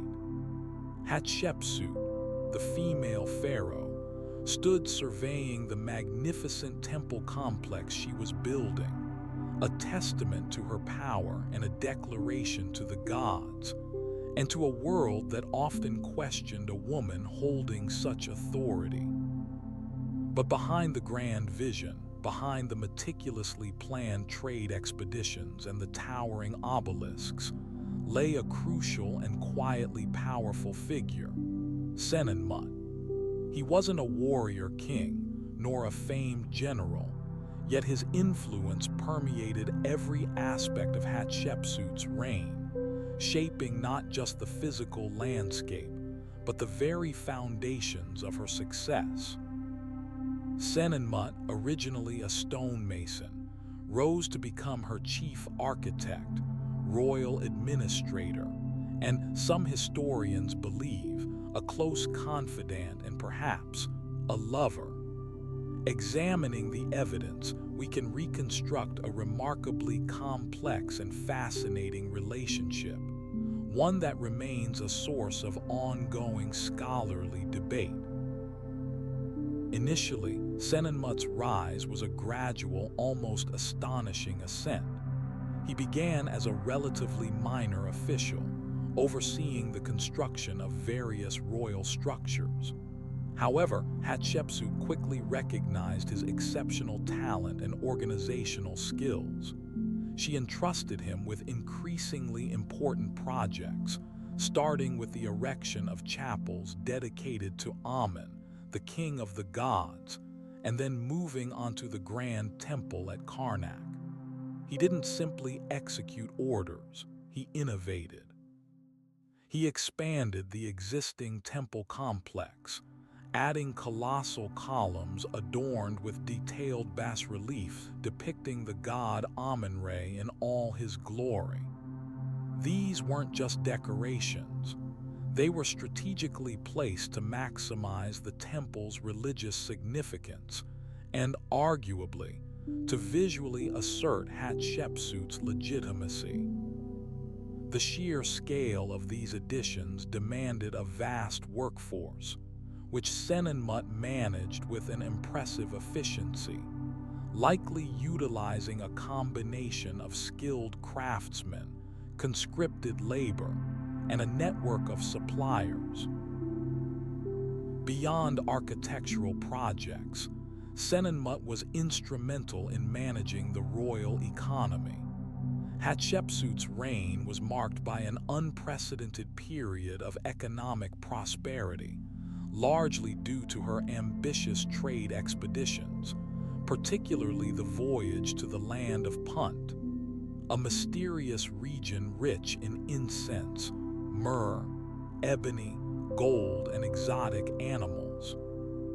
Senenmut oversaw the logistics of these ventures, coordinating the collection and transportation of goods, managing the payment of workers, and ensuring the smooth flow of resources back to the royal treasury.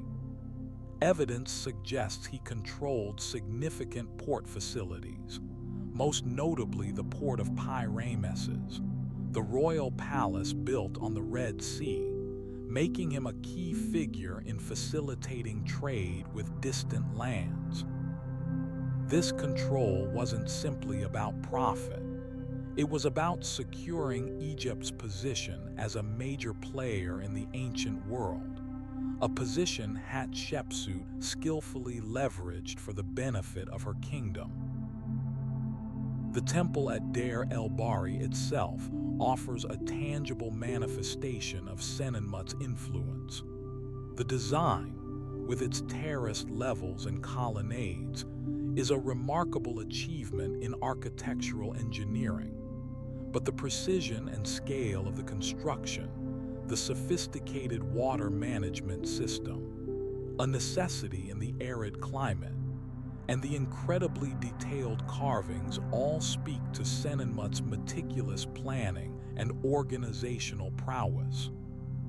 Furthermore, the tomb that Senenmut himself was ultimately buried in, discovered relatively recently, provides invaluable insights into his life and status.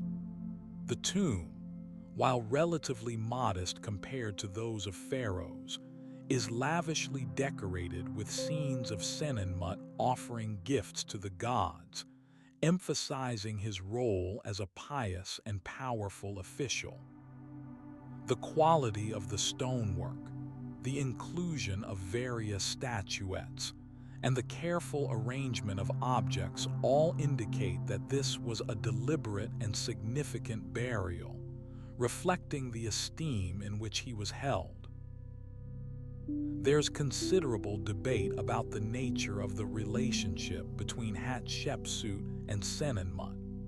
Some scholars believe it was a purely professional, mutually beneficial partnership, a pharaoh recognizing and rewarding exceptional talent. However, the frequency with which they appear together in royal inscriptions and artwork, the unusually intimate details depicted in some of the carvings, and the fact that Senenmut was granted titles and privileges typically reserved for close family members, lead many to conclude that it was a more profound connection. He was given land, titles, and even divine status, suggesting a level of intimacy and loyalty that went beyond simple employment. Some depictions even suggest a degree of affection, a departure from the typically austere and formal representations of royal relationships. It's important to remember that ancient Egyptian society, while hierarchical, also valued loyalty and service, and a deep personal connection could have been seen as a valuable asset to a ruler. The end of Senenmut's career is shrouded in some mystery. He disappears from the historical record around the 7th year of Hatshepsut's reign, and his final years are poorly documented. Some historians believe he was implicated in a plot to overthrow her, possibly motivated by resentment over his elevated status and the power he wielded. Others argue that he was simply sidelined, perhaps due to a shift in Hatshepsut's political strategy or a change in her personal preferences. Regardless of the exact circumstances, his abrupt departure highlights the volatility of power in ancient Egypt. It is also possible that his influence waned as Hatshepsut increasingly relied on other advisors and officials. Ultimately, Senenmut's legacy is inextricably linked to Hatshepsut's success.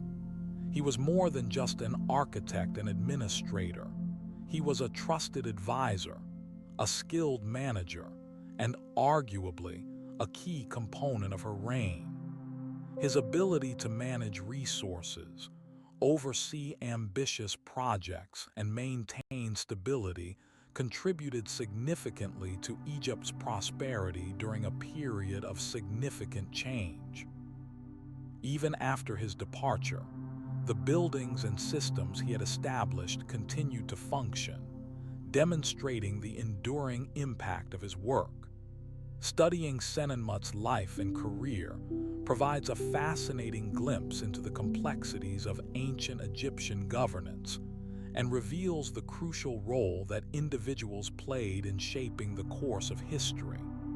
His story, like so many from the past, remains a puzzle, inviting us to continue exploring the intricate details of this remarkable civilization.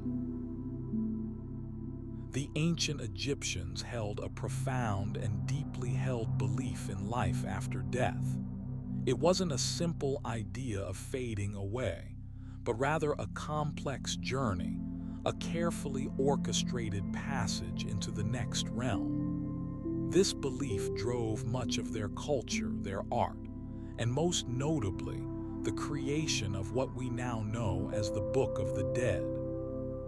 It wasn't a single, standardized text, but rather a collection of spells, hymns, and illustrations intended to guide a deceased person through the perilous trials awaiting them in the underworld. These scrolls, often made of papyrus, a remarkably durable paper-like material derived from the reed plants that thrived along the Nile, were painstakingly crafted, often taking months or even years to complete, reflecting the immense investment placed in ensuring a successful transition for the individual. The core purpose of the Book of the Dead wasn't to offer a detailed account of the afterlife, as we might understand it. Instead, it functioned as a practical manual, a series of instructions and magical formulas designed to help the deceased navigate the dangerous and often bewildering landscape of Juat, the Egyptian underworld. Think of it less as a storybook and more as a sophisticated survival guide for the soul.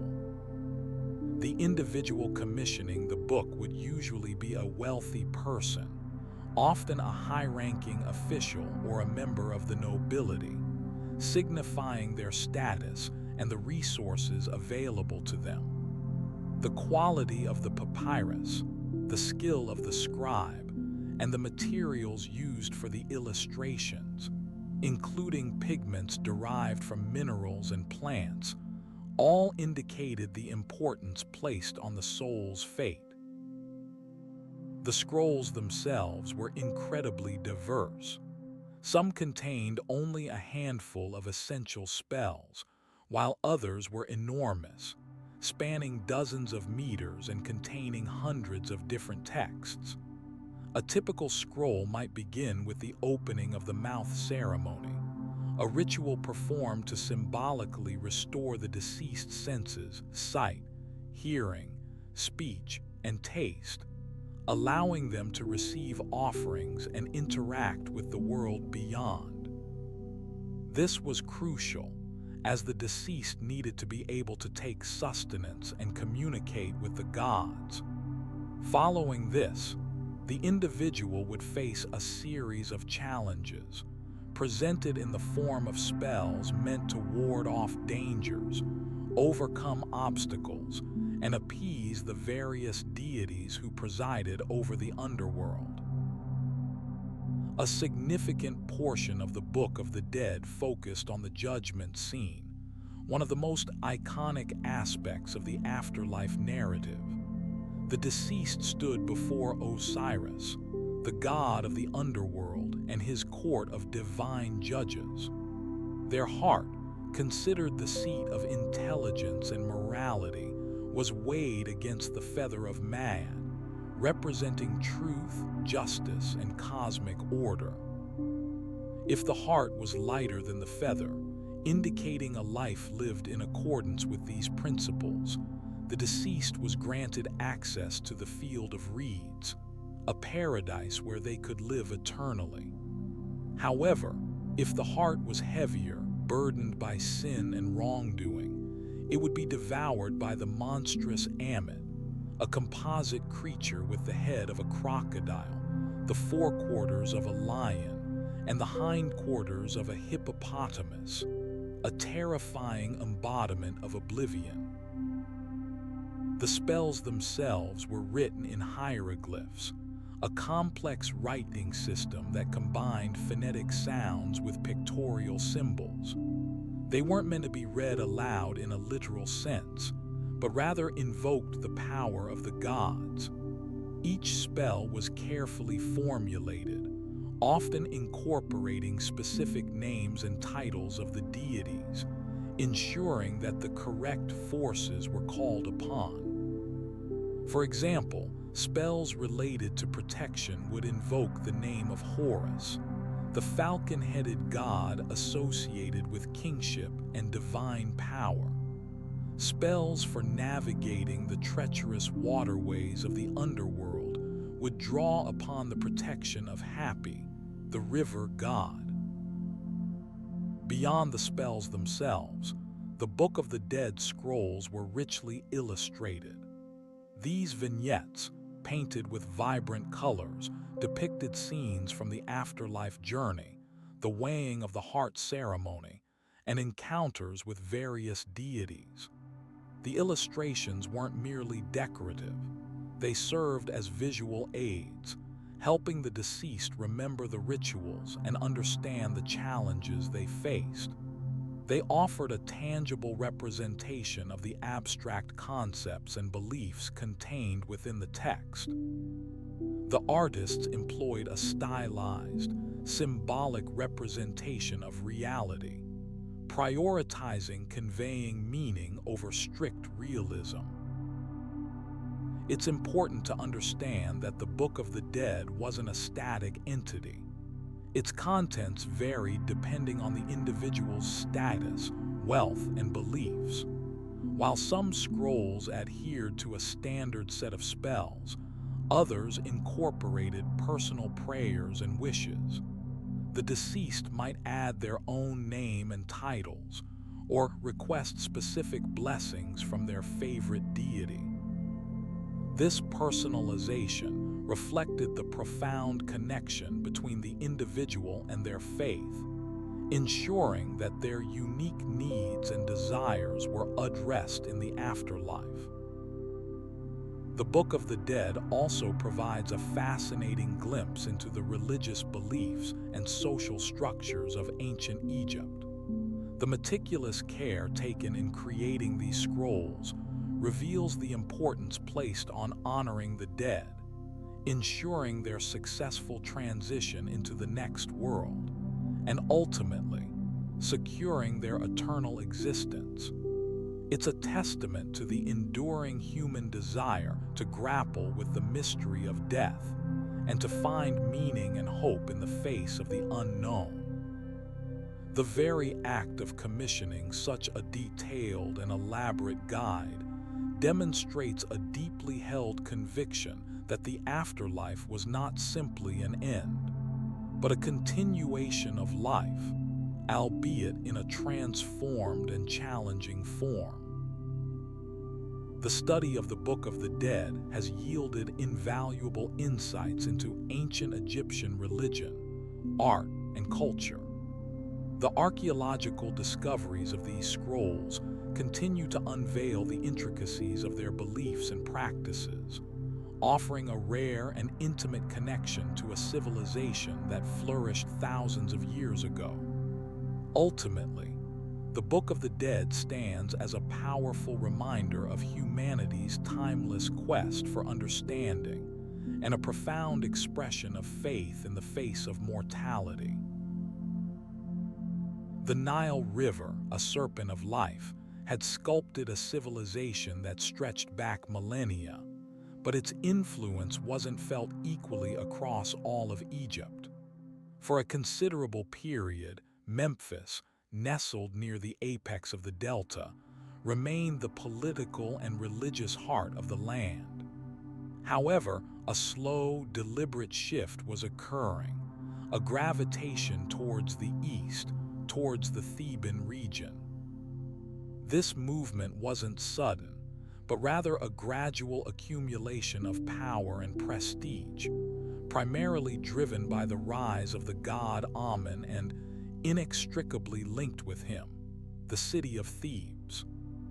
Amun, originally a local deity associated with the air and hidden powers, was gradually elevated to become the king of the gods, a position he would hold with tremendous sway for centuries.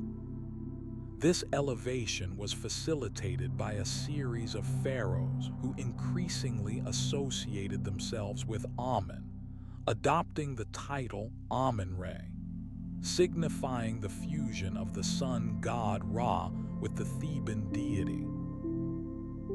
The most potent catalyst in this shift was the construction of Karnak Temple, beginning in earnest during the reign of Senusret I around 2000 BC.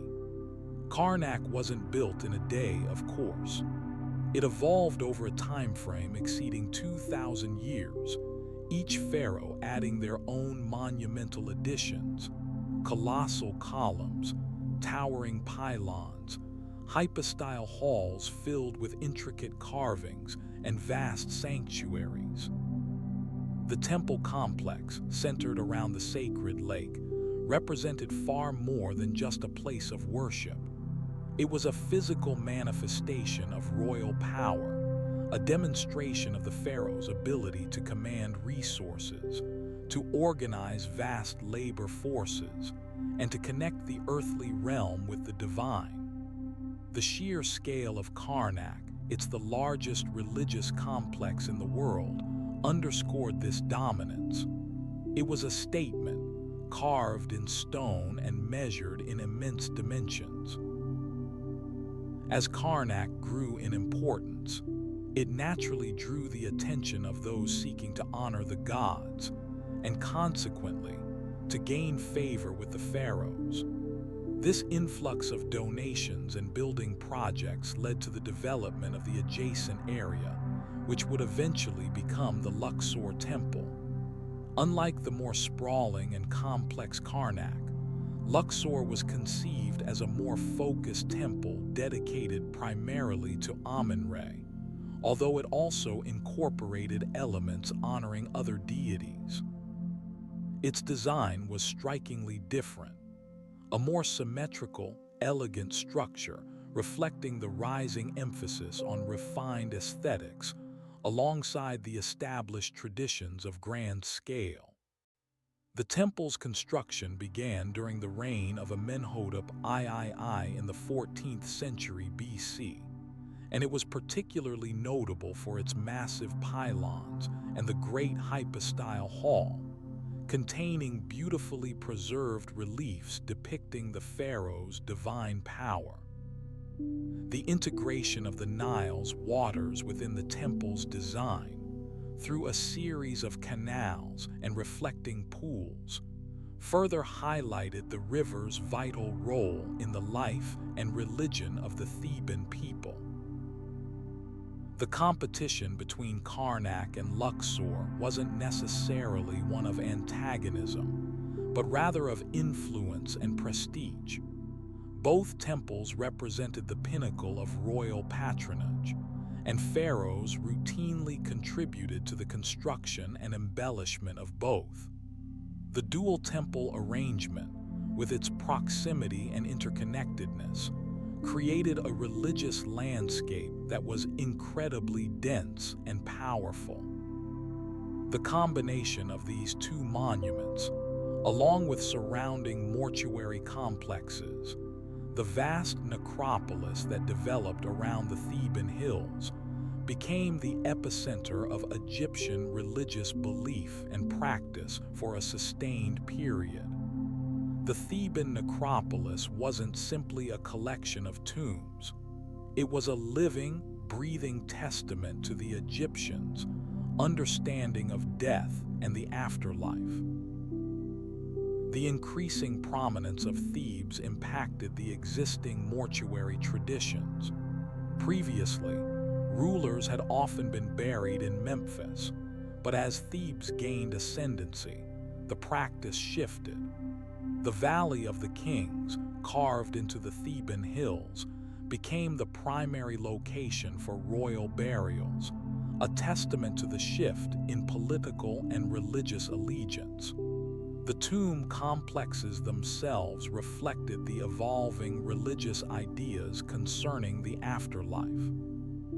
Initially, they were focused on providing the deceased pharaoh with the necessities for a comfortable existence in the next world: food, furniture, clothing, and even miniature boats for navigating the underworld. Over time, these complexes became increasingly elaborate, filled with intricate wall paintings depicting scenes from the Book of the Dead, spells to guide the deceased through the perils of the underworld, and representations of the god Osiris, the judge of the dead. The sheer density of these mortuary complexes created a unique scientific environment. The limestone bedrock, naturally rich in calcium carbonate, reacted with the moisture and decomposition process, producing carbon dioxide. This, combined with the decomposition of organic materials and the slow release of minerals from the stone, created a complex and remarkably stable atmosphere within the tombs. Scientists, using modern techniques, have been able to analyze the air trapped within these ancient chambers, providing invaluable data about the climate and environment of ancient Egypt during those periods. The stable conditions, albeit ancient, have preserved organic materials, linen, wood, and even pigments with exceptional clarity, offering unprecedented insights into ancient Egyptian life.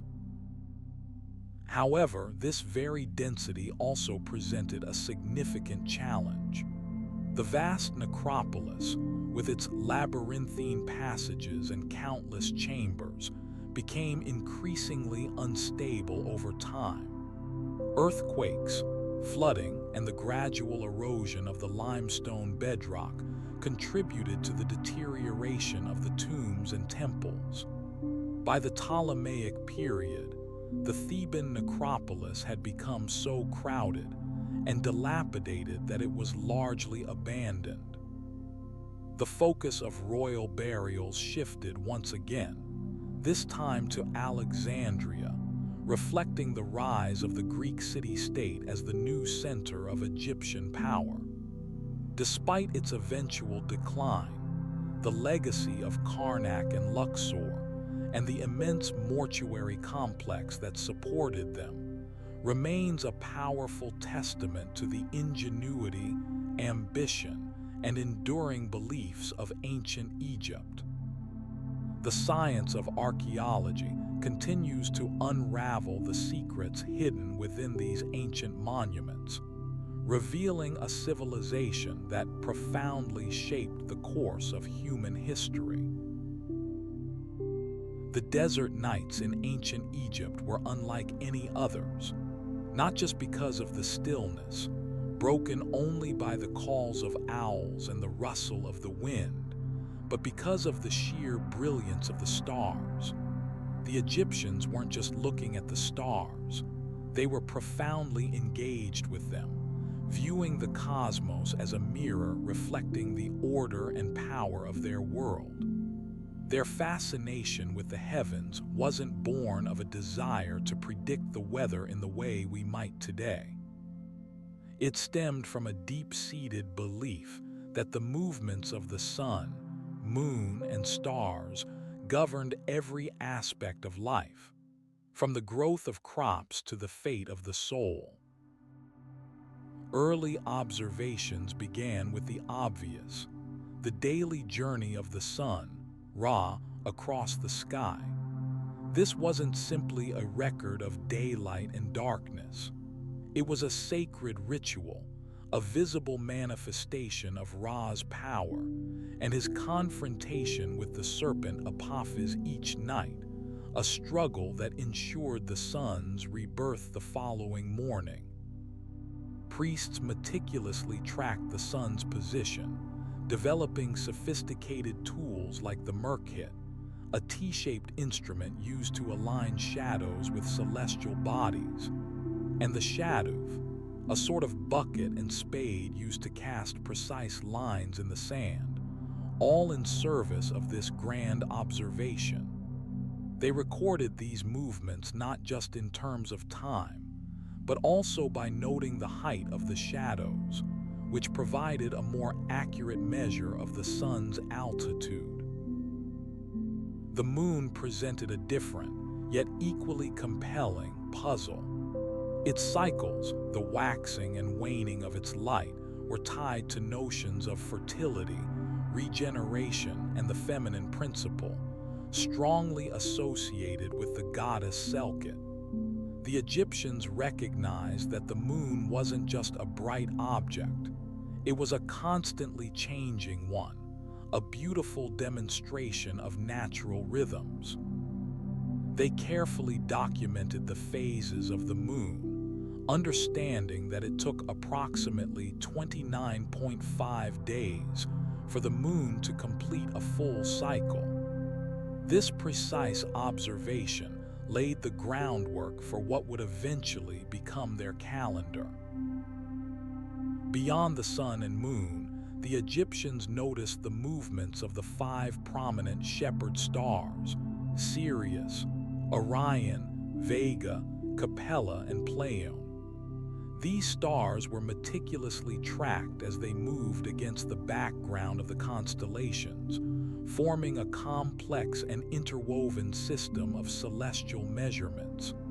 Sirius, the brightest of these stars, held particular significance. Its heliacal rising, the first visible appearance of Sirius after being hidden by the sun's glare, was considered one of the most important astronomical events of the year. It signaled the annual flooding of the Nile, a life-giving event crucial to Egyptian agriculture, and consequently, their entire civilization. The timing of this flood, determined with remarkable accuracy, became intrinsically linked to the agricultural calendar. The desire to create a standardized calendar, however, wasn't solely based on predicting the Nile's flood. The Egyptians were driven by a need to synchronize religious festivals and agricultural activities. They realized that a consistent system of timekeeping would ensure that rituals were performed at the correct moment, and that planting and harvesting occurred at the optimal times. Early attempts at a calendar were based primarily on lunar cycles, which provided approximately 354 days. However, this length was shorter than the solar year, which is roughly 365 days. This discrepancy presented a challenge. To reconcile the lunar calendar with the solar year, the Egyptians developed a system known as the civil calendar. This calendar consisted of 12 months, each with 30 days. However, this 360-day calendar still fell short of accurately tracking the solar year. To address this, they added a 5-day period at the end of the year, known as the epagonal days. These days were attributed to the birth of various deities, adding a layer of religious significance to the calendar's final phase. The Egyptians weren't simply patching together fragments of observations. Their approach involved a sophisticated understanding of mathematical relationships. They employed a base 12 system, reflecting the importance of 12 in their religious and cultural beliefs.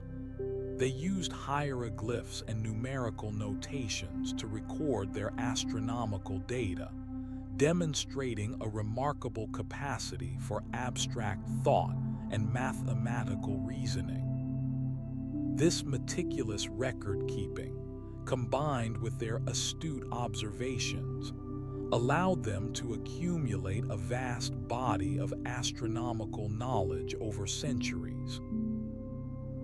Over time, through continuous observation and refinement, the Egyptians developed a calendar that was remarkably accurate, considering the tools and knowledge available to them.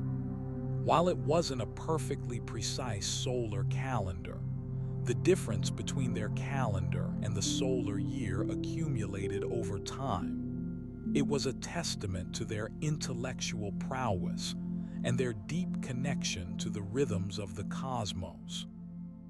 Their calendar became a cornerstone of Egyptian civilization, shaping their religious practices, agricultural cycles, and ultimately, their entire worldview.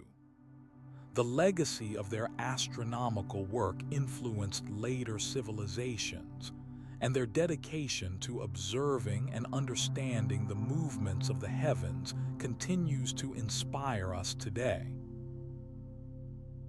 The Nile, for millennia, had been the heart of Egypt, a lifeblood shaping its civilization. The pharaohs, supported by a complex bureaucracy and a profoundly skilled workforce, had built a society of astonishing stability and prosperity. Their power wasn't simply brute force. It was intertwined with sophisticated engineering, a deep understanding of the environment, and a rigidly structured religious framework. But around 1200 BC, a subtle shift began, a tremor in the foundations of this seemingly unbreakable kingdom. This wasn't a sudden, dramatic upheaval, like a volcanic eruption. It was more like a slow, persistent erosion, a weakening of the forces that had sustained Egypt for so long. The source of this weakening lay far to the west, in the tumultuous Aegean Sea. The Minoan civilization on Crete, a maritime powerhouse with extensive trade networks, was collapsing. Archaeological evidence pointed to a combination of factors: devastating earthquakes, perhaps triggered by volcanic activity on nearby islands, widespread fires, and a sudden influx of raiders, notably the Mycenaeans.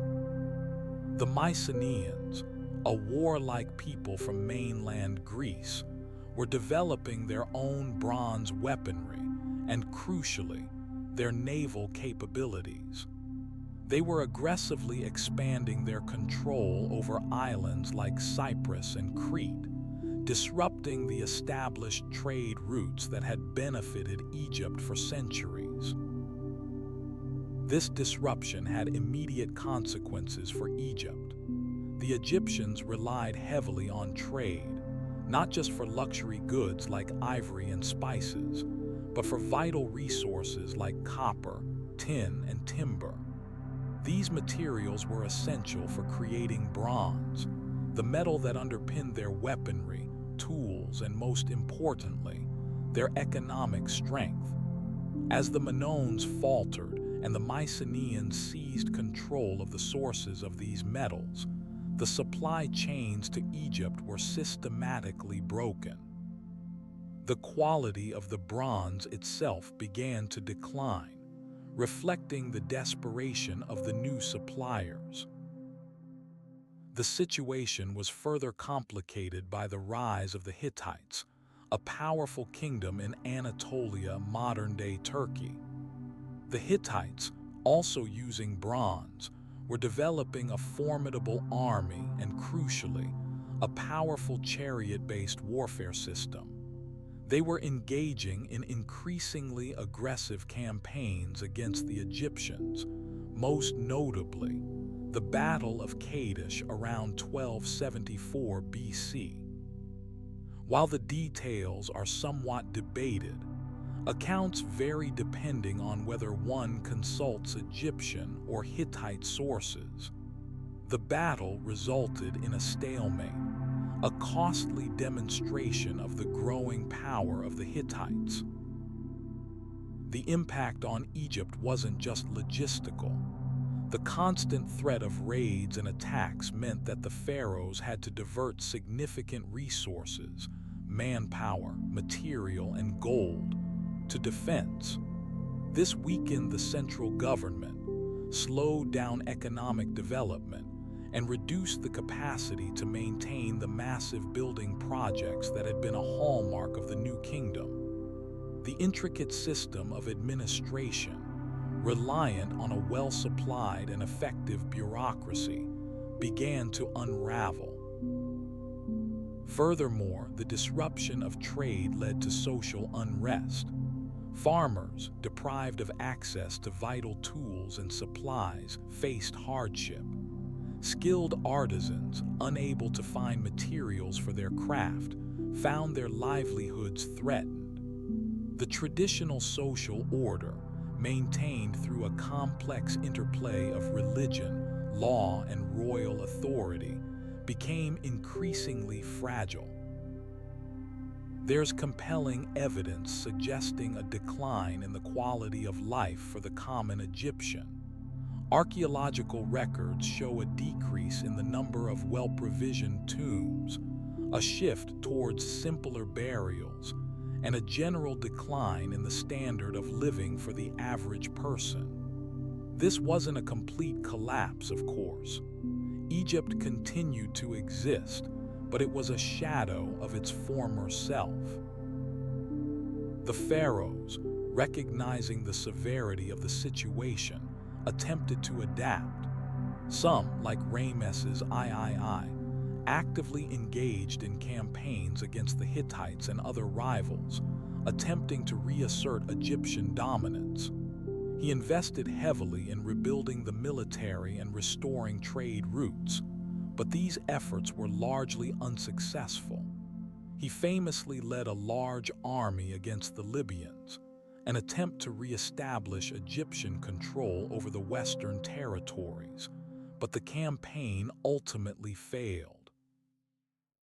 The collapse of the Bronze Age wasn't just a military or economic event. It represented a profound shift in the balance of power in the Near East. The traditional Egyptian system, based on its control of the Nile and its relative isolation, was no longer sufficient to withstand the rising power of the Aegean and Anatolian kingdoms. It's worth noting that the Egyptians didn't simply disappear.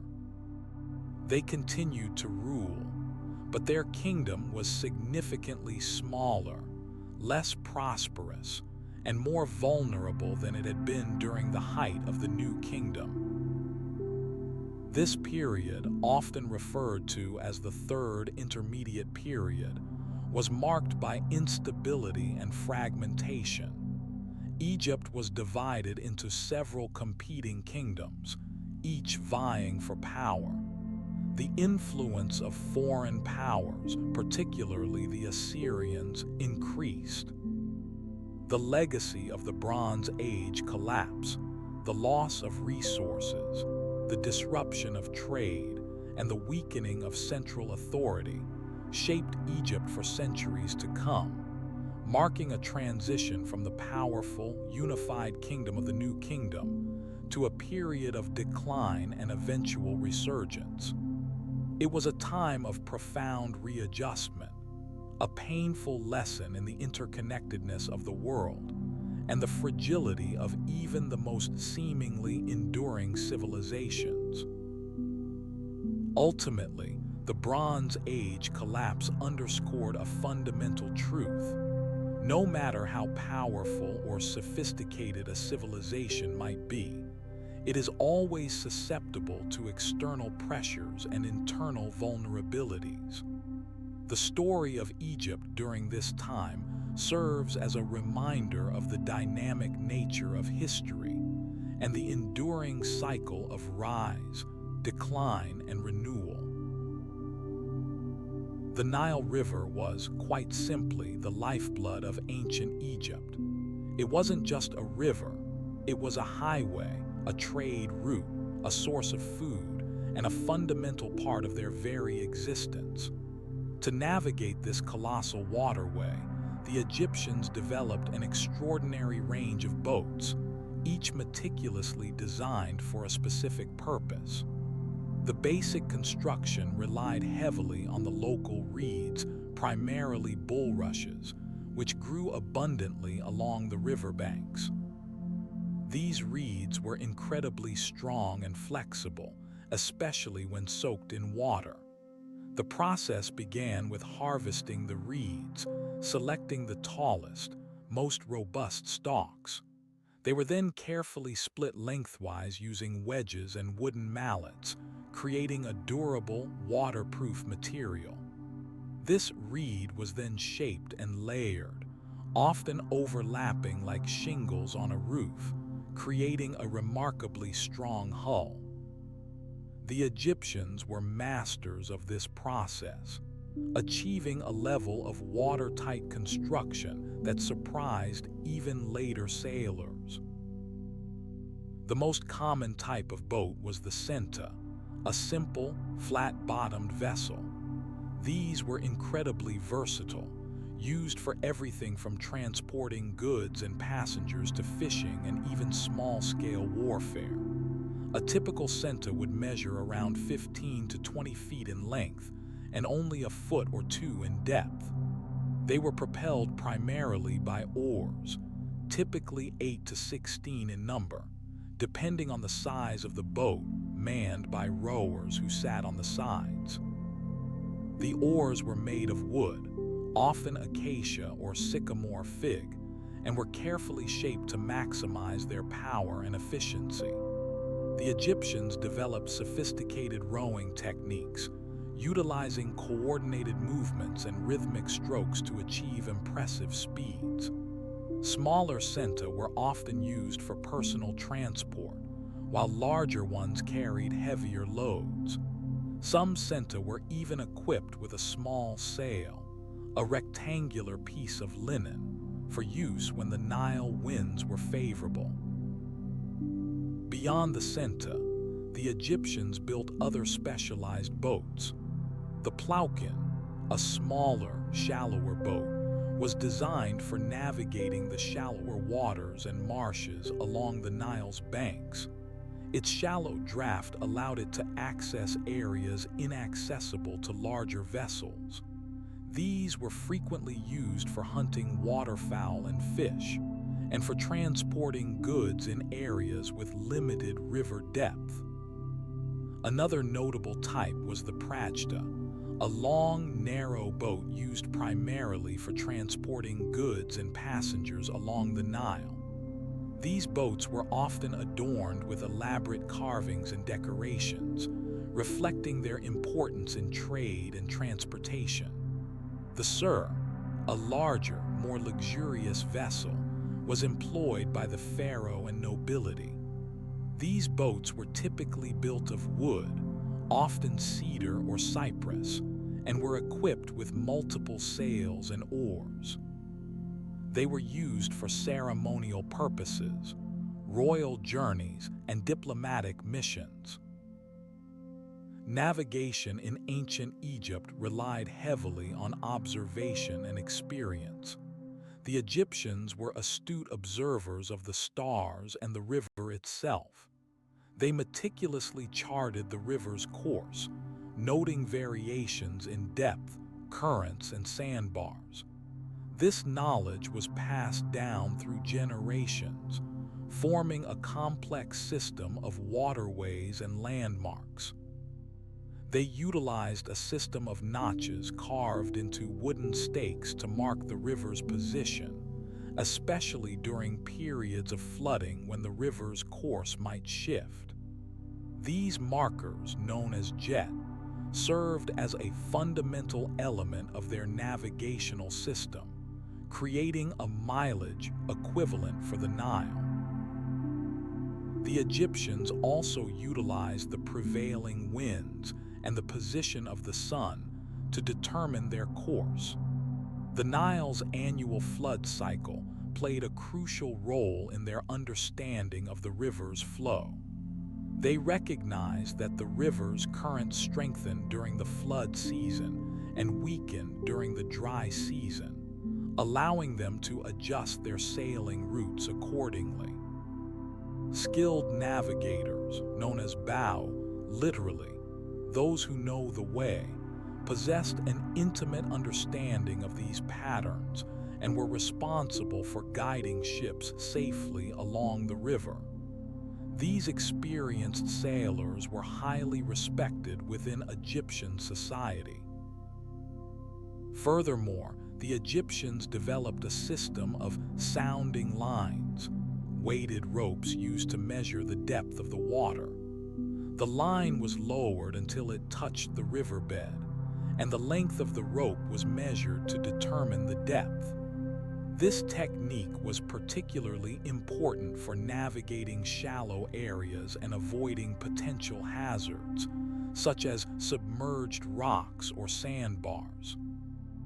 The use of these sounding lines was combined with careful observation of the water's surface and the surrounding landscape to create a detailed map of the river's conditions. The mastery of boat construction and navigation wasn't just about practical transportation. It was deeply intertwined with Egyptian religion and cosmology. The river itself was considered a sacred entity, believed to be the source of life and renewal. Boats were often used in religious ceremonies, such as processions to the temple of Sobek, the crocodile god, and in funerary rites, where the deceased were transported to the afterlife via the river. The boats themselves, particularly the Fennec, a ceremonial bark, represented the journey of the soul to the realm of Osiris. The legacy of ancient Egyptian boat building and navigation continues to fascinate us today. Their innovative techniques, combined with their deep understanding of the river and its environment, demonstrate a remarkable level of engineering and maritime expertise. It's a testament to how a civilization could thrive, adapt, and flourish, all thanks to the life-giving waters of the Nile and the ingenuity of those who knew how to sail upon them. The heart of ancient Egypt wasn't its magnificent pyramids or the shimmering Nile. It was a remarkably sophisticated system of administration, a way of managing a vast kingdom, stretching across a fertile river valley and populated by millions. The pharaoh, of course, held ultimate power, considered a divine ruler, but he couldn't possibly oversee every detail himself. To do so would have been impossible.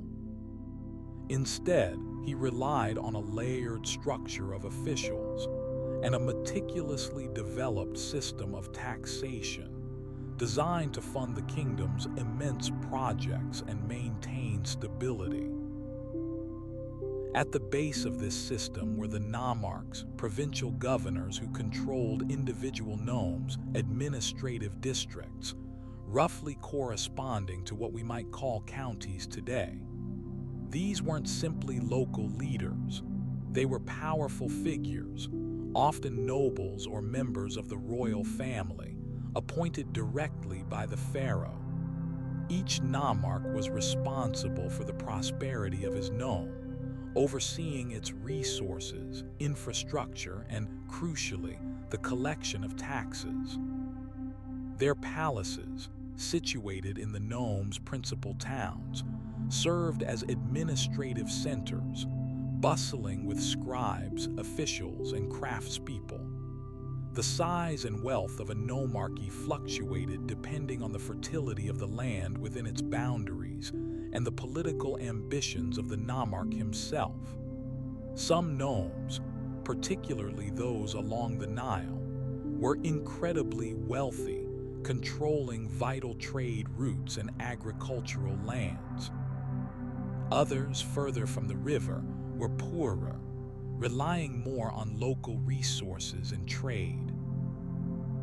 The work of collecting taxes was a central concern for the pharaoh and his officials. The economic foundation of Egypt was agriculture, predominantly wheat and barley production, sustained by the annual flooding of the Nile. This predictable flood was the key to the kingdom's success, allowing for a sophisticated system of irrigation and the ability to accurately predict harvests. However, it also meant that the pharaoh was entitled to a substantial portion of the harvest, a principle known as mad, meaning truth, justice, and cosmic order. This wasn't simply a tax in the modern sense. It was considered a return on investment, a contribution to maintaining the mad and ensuring the continued prosperity of the land. The system of taxation was complex and varied across time, adapting to changing circumstances. Initially, the primary form of payment was in kind, a fixed percentage of the harvest, meticulously recorded by trained scribes.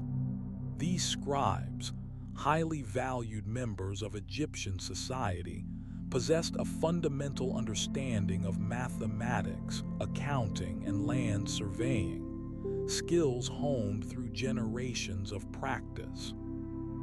They used a system of weights and measures, standardized across the kingdom, to ensure fairness and accuracy.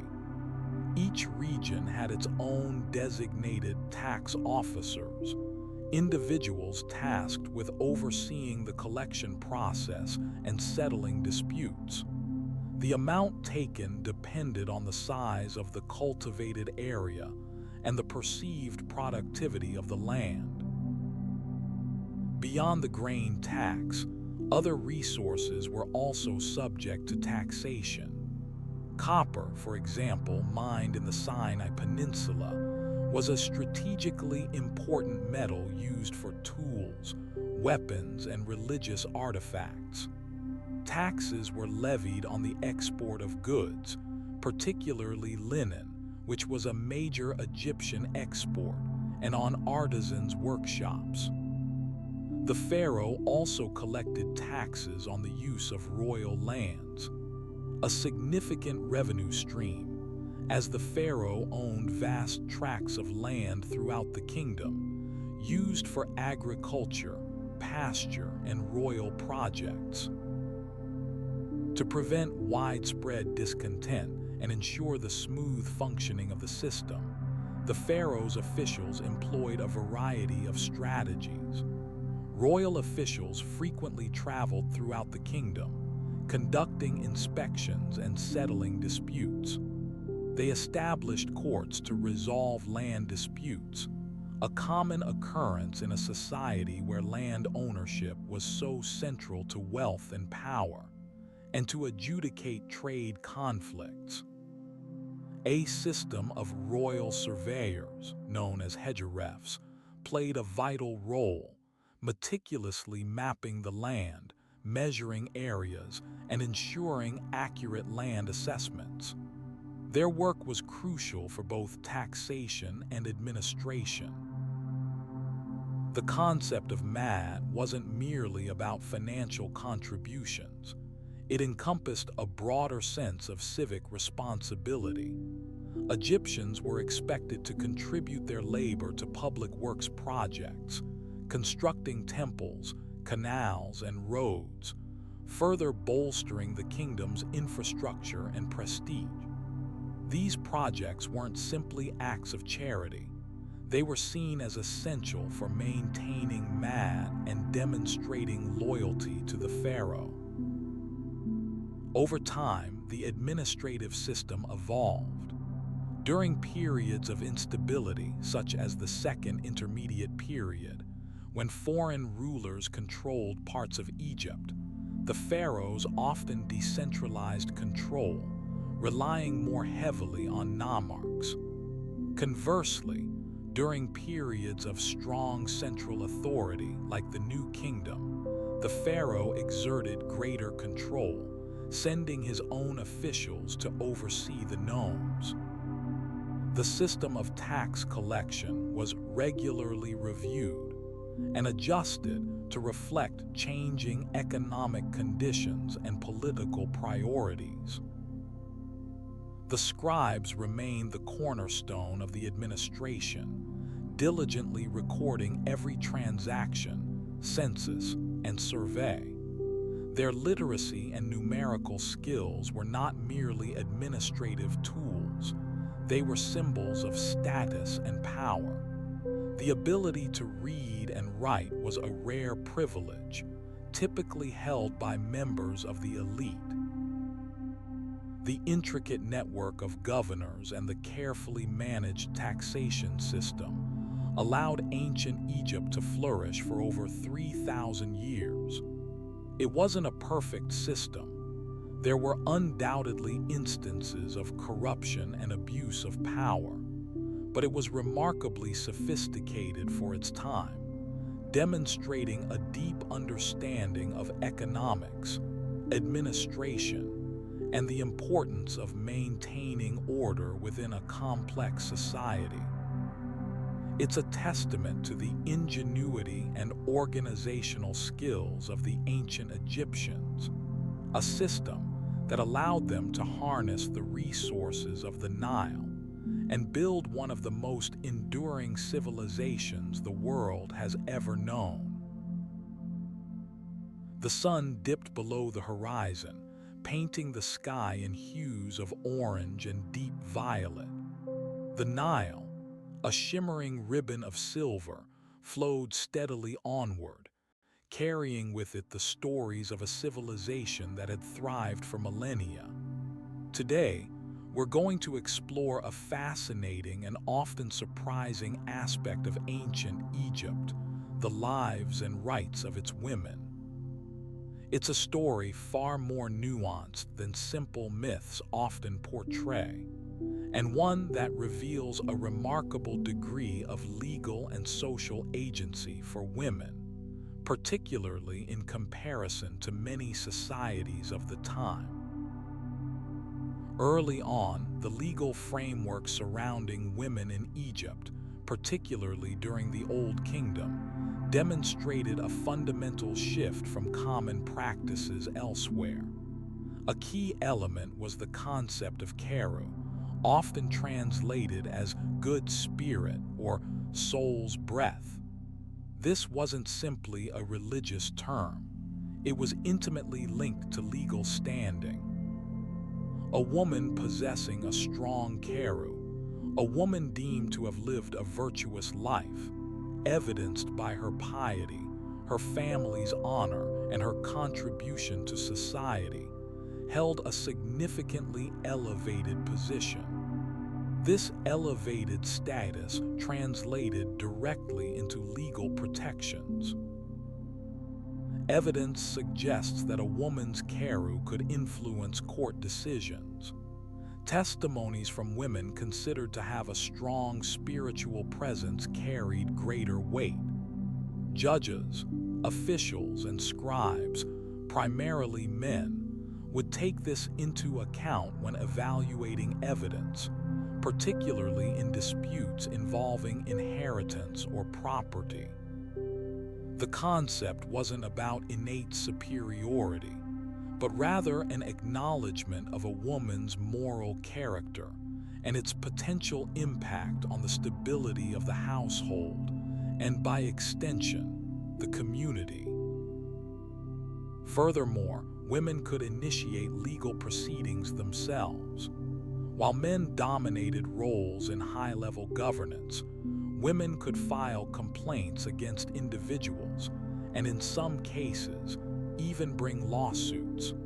Legal texts like the Papyrus Ebers and the Admonitions of the Dead contain numerous examples of women asserting their rights, particularly concerning land ownership and family disputes.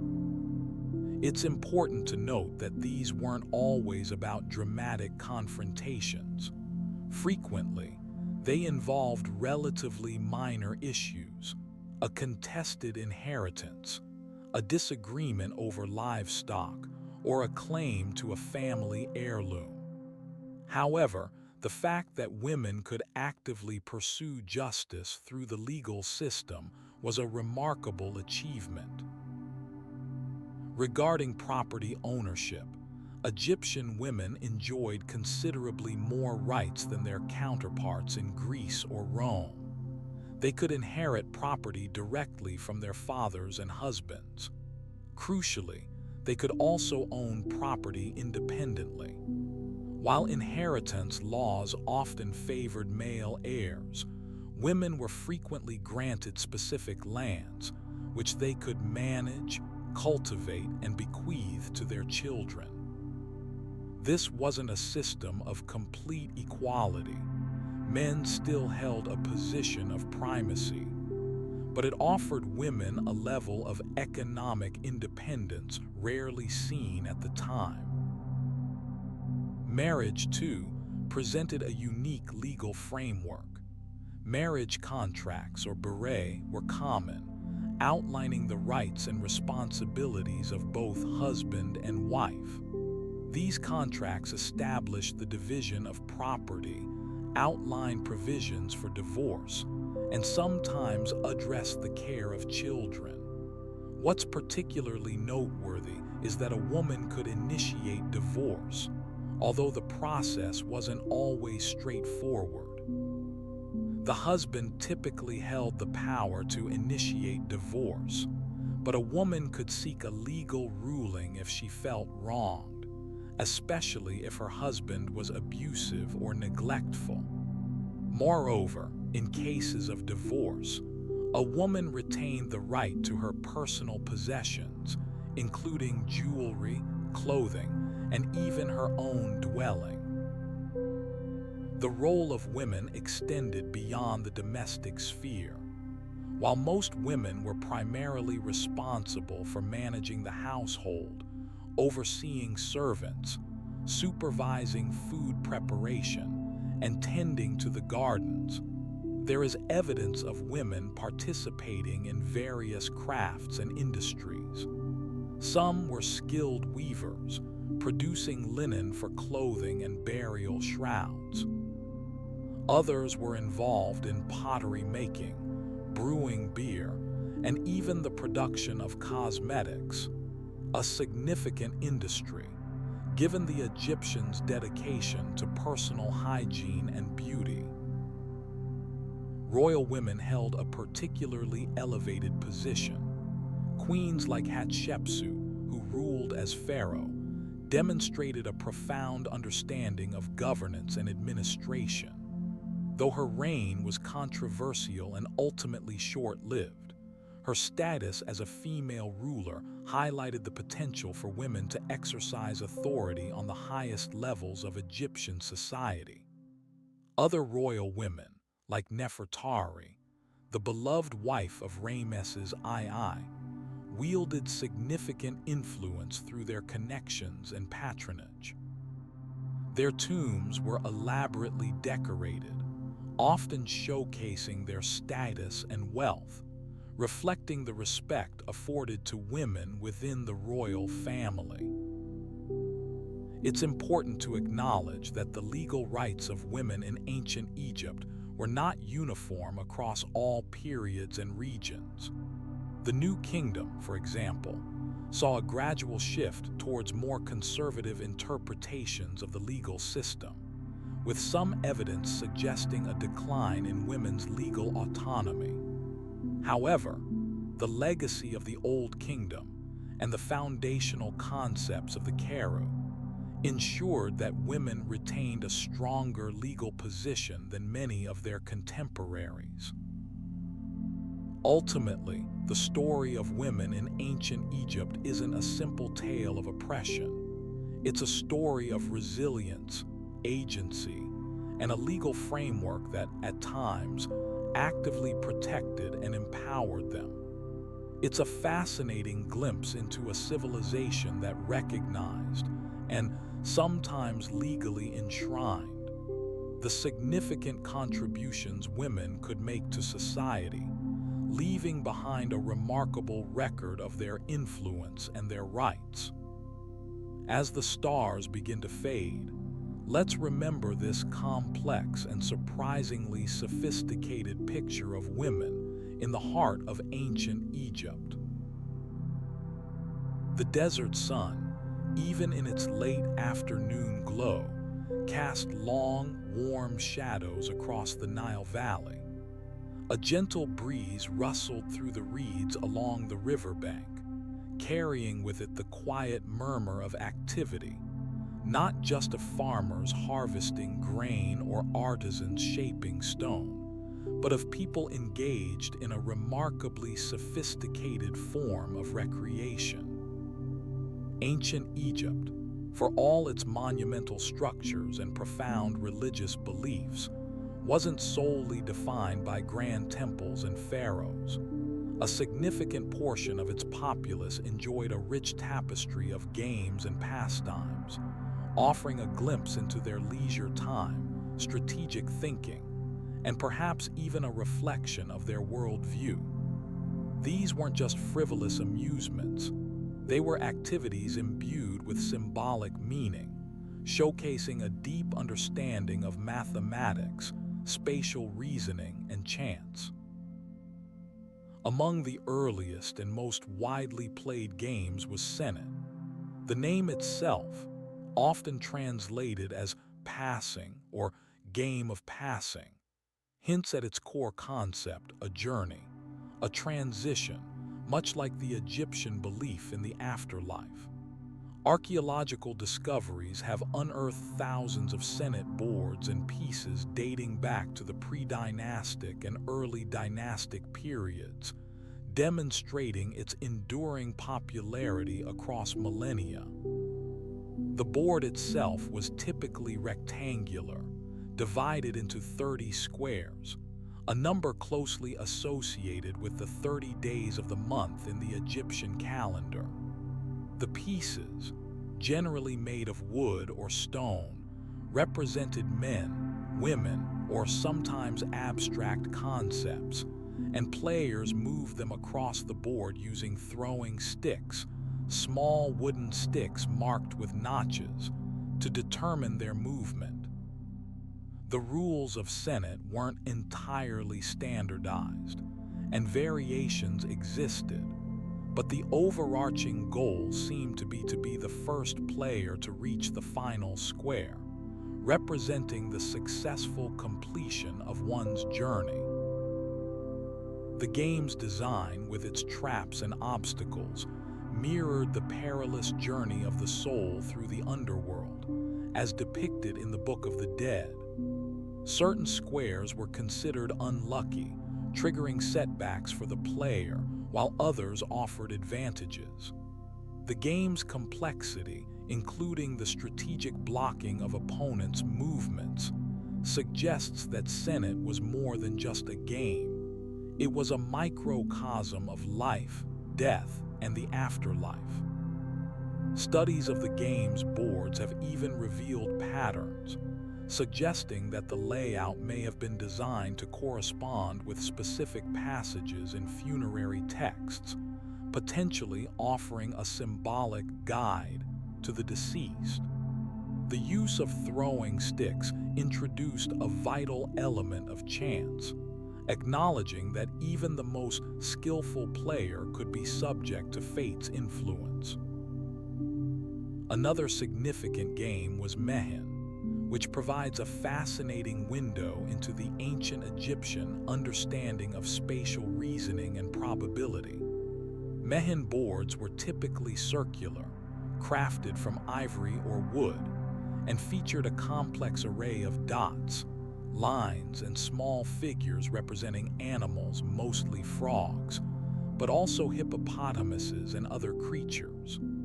Players used a small rod, often made of ivory or wood, to move the pieces across the board according to specific rules. The game involved a complicated system of movement determined by the throwing of a stick, with each notch representing a different number of spaces.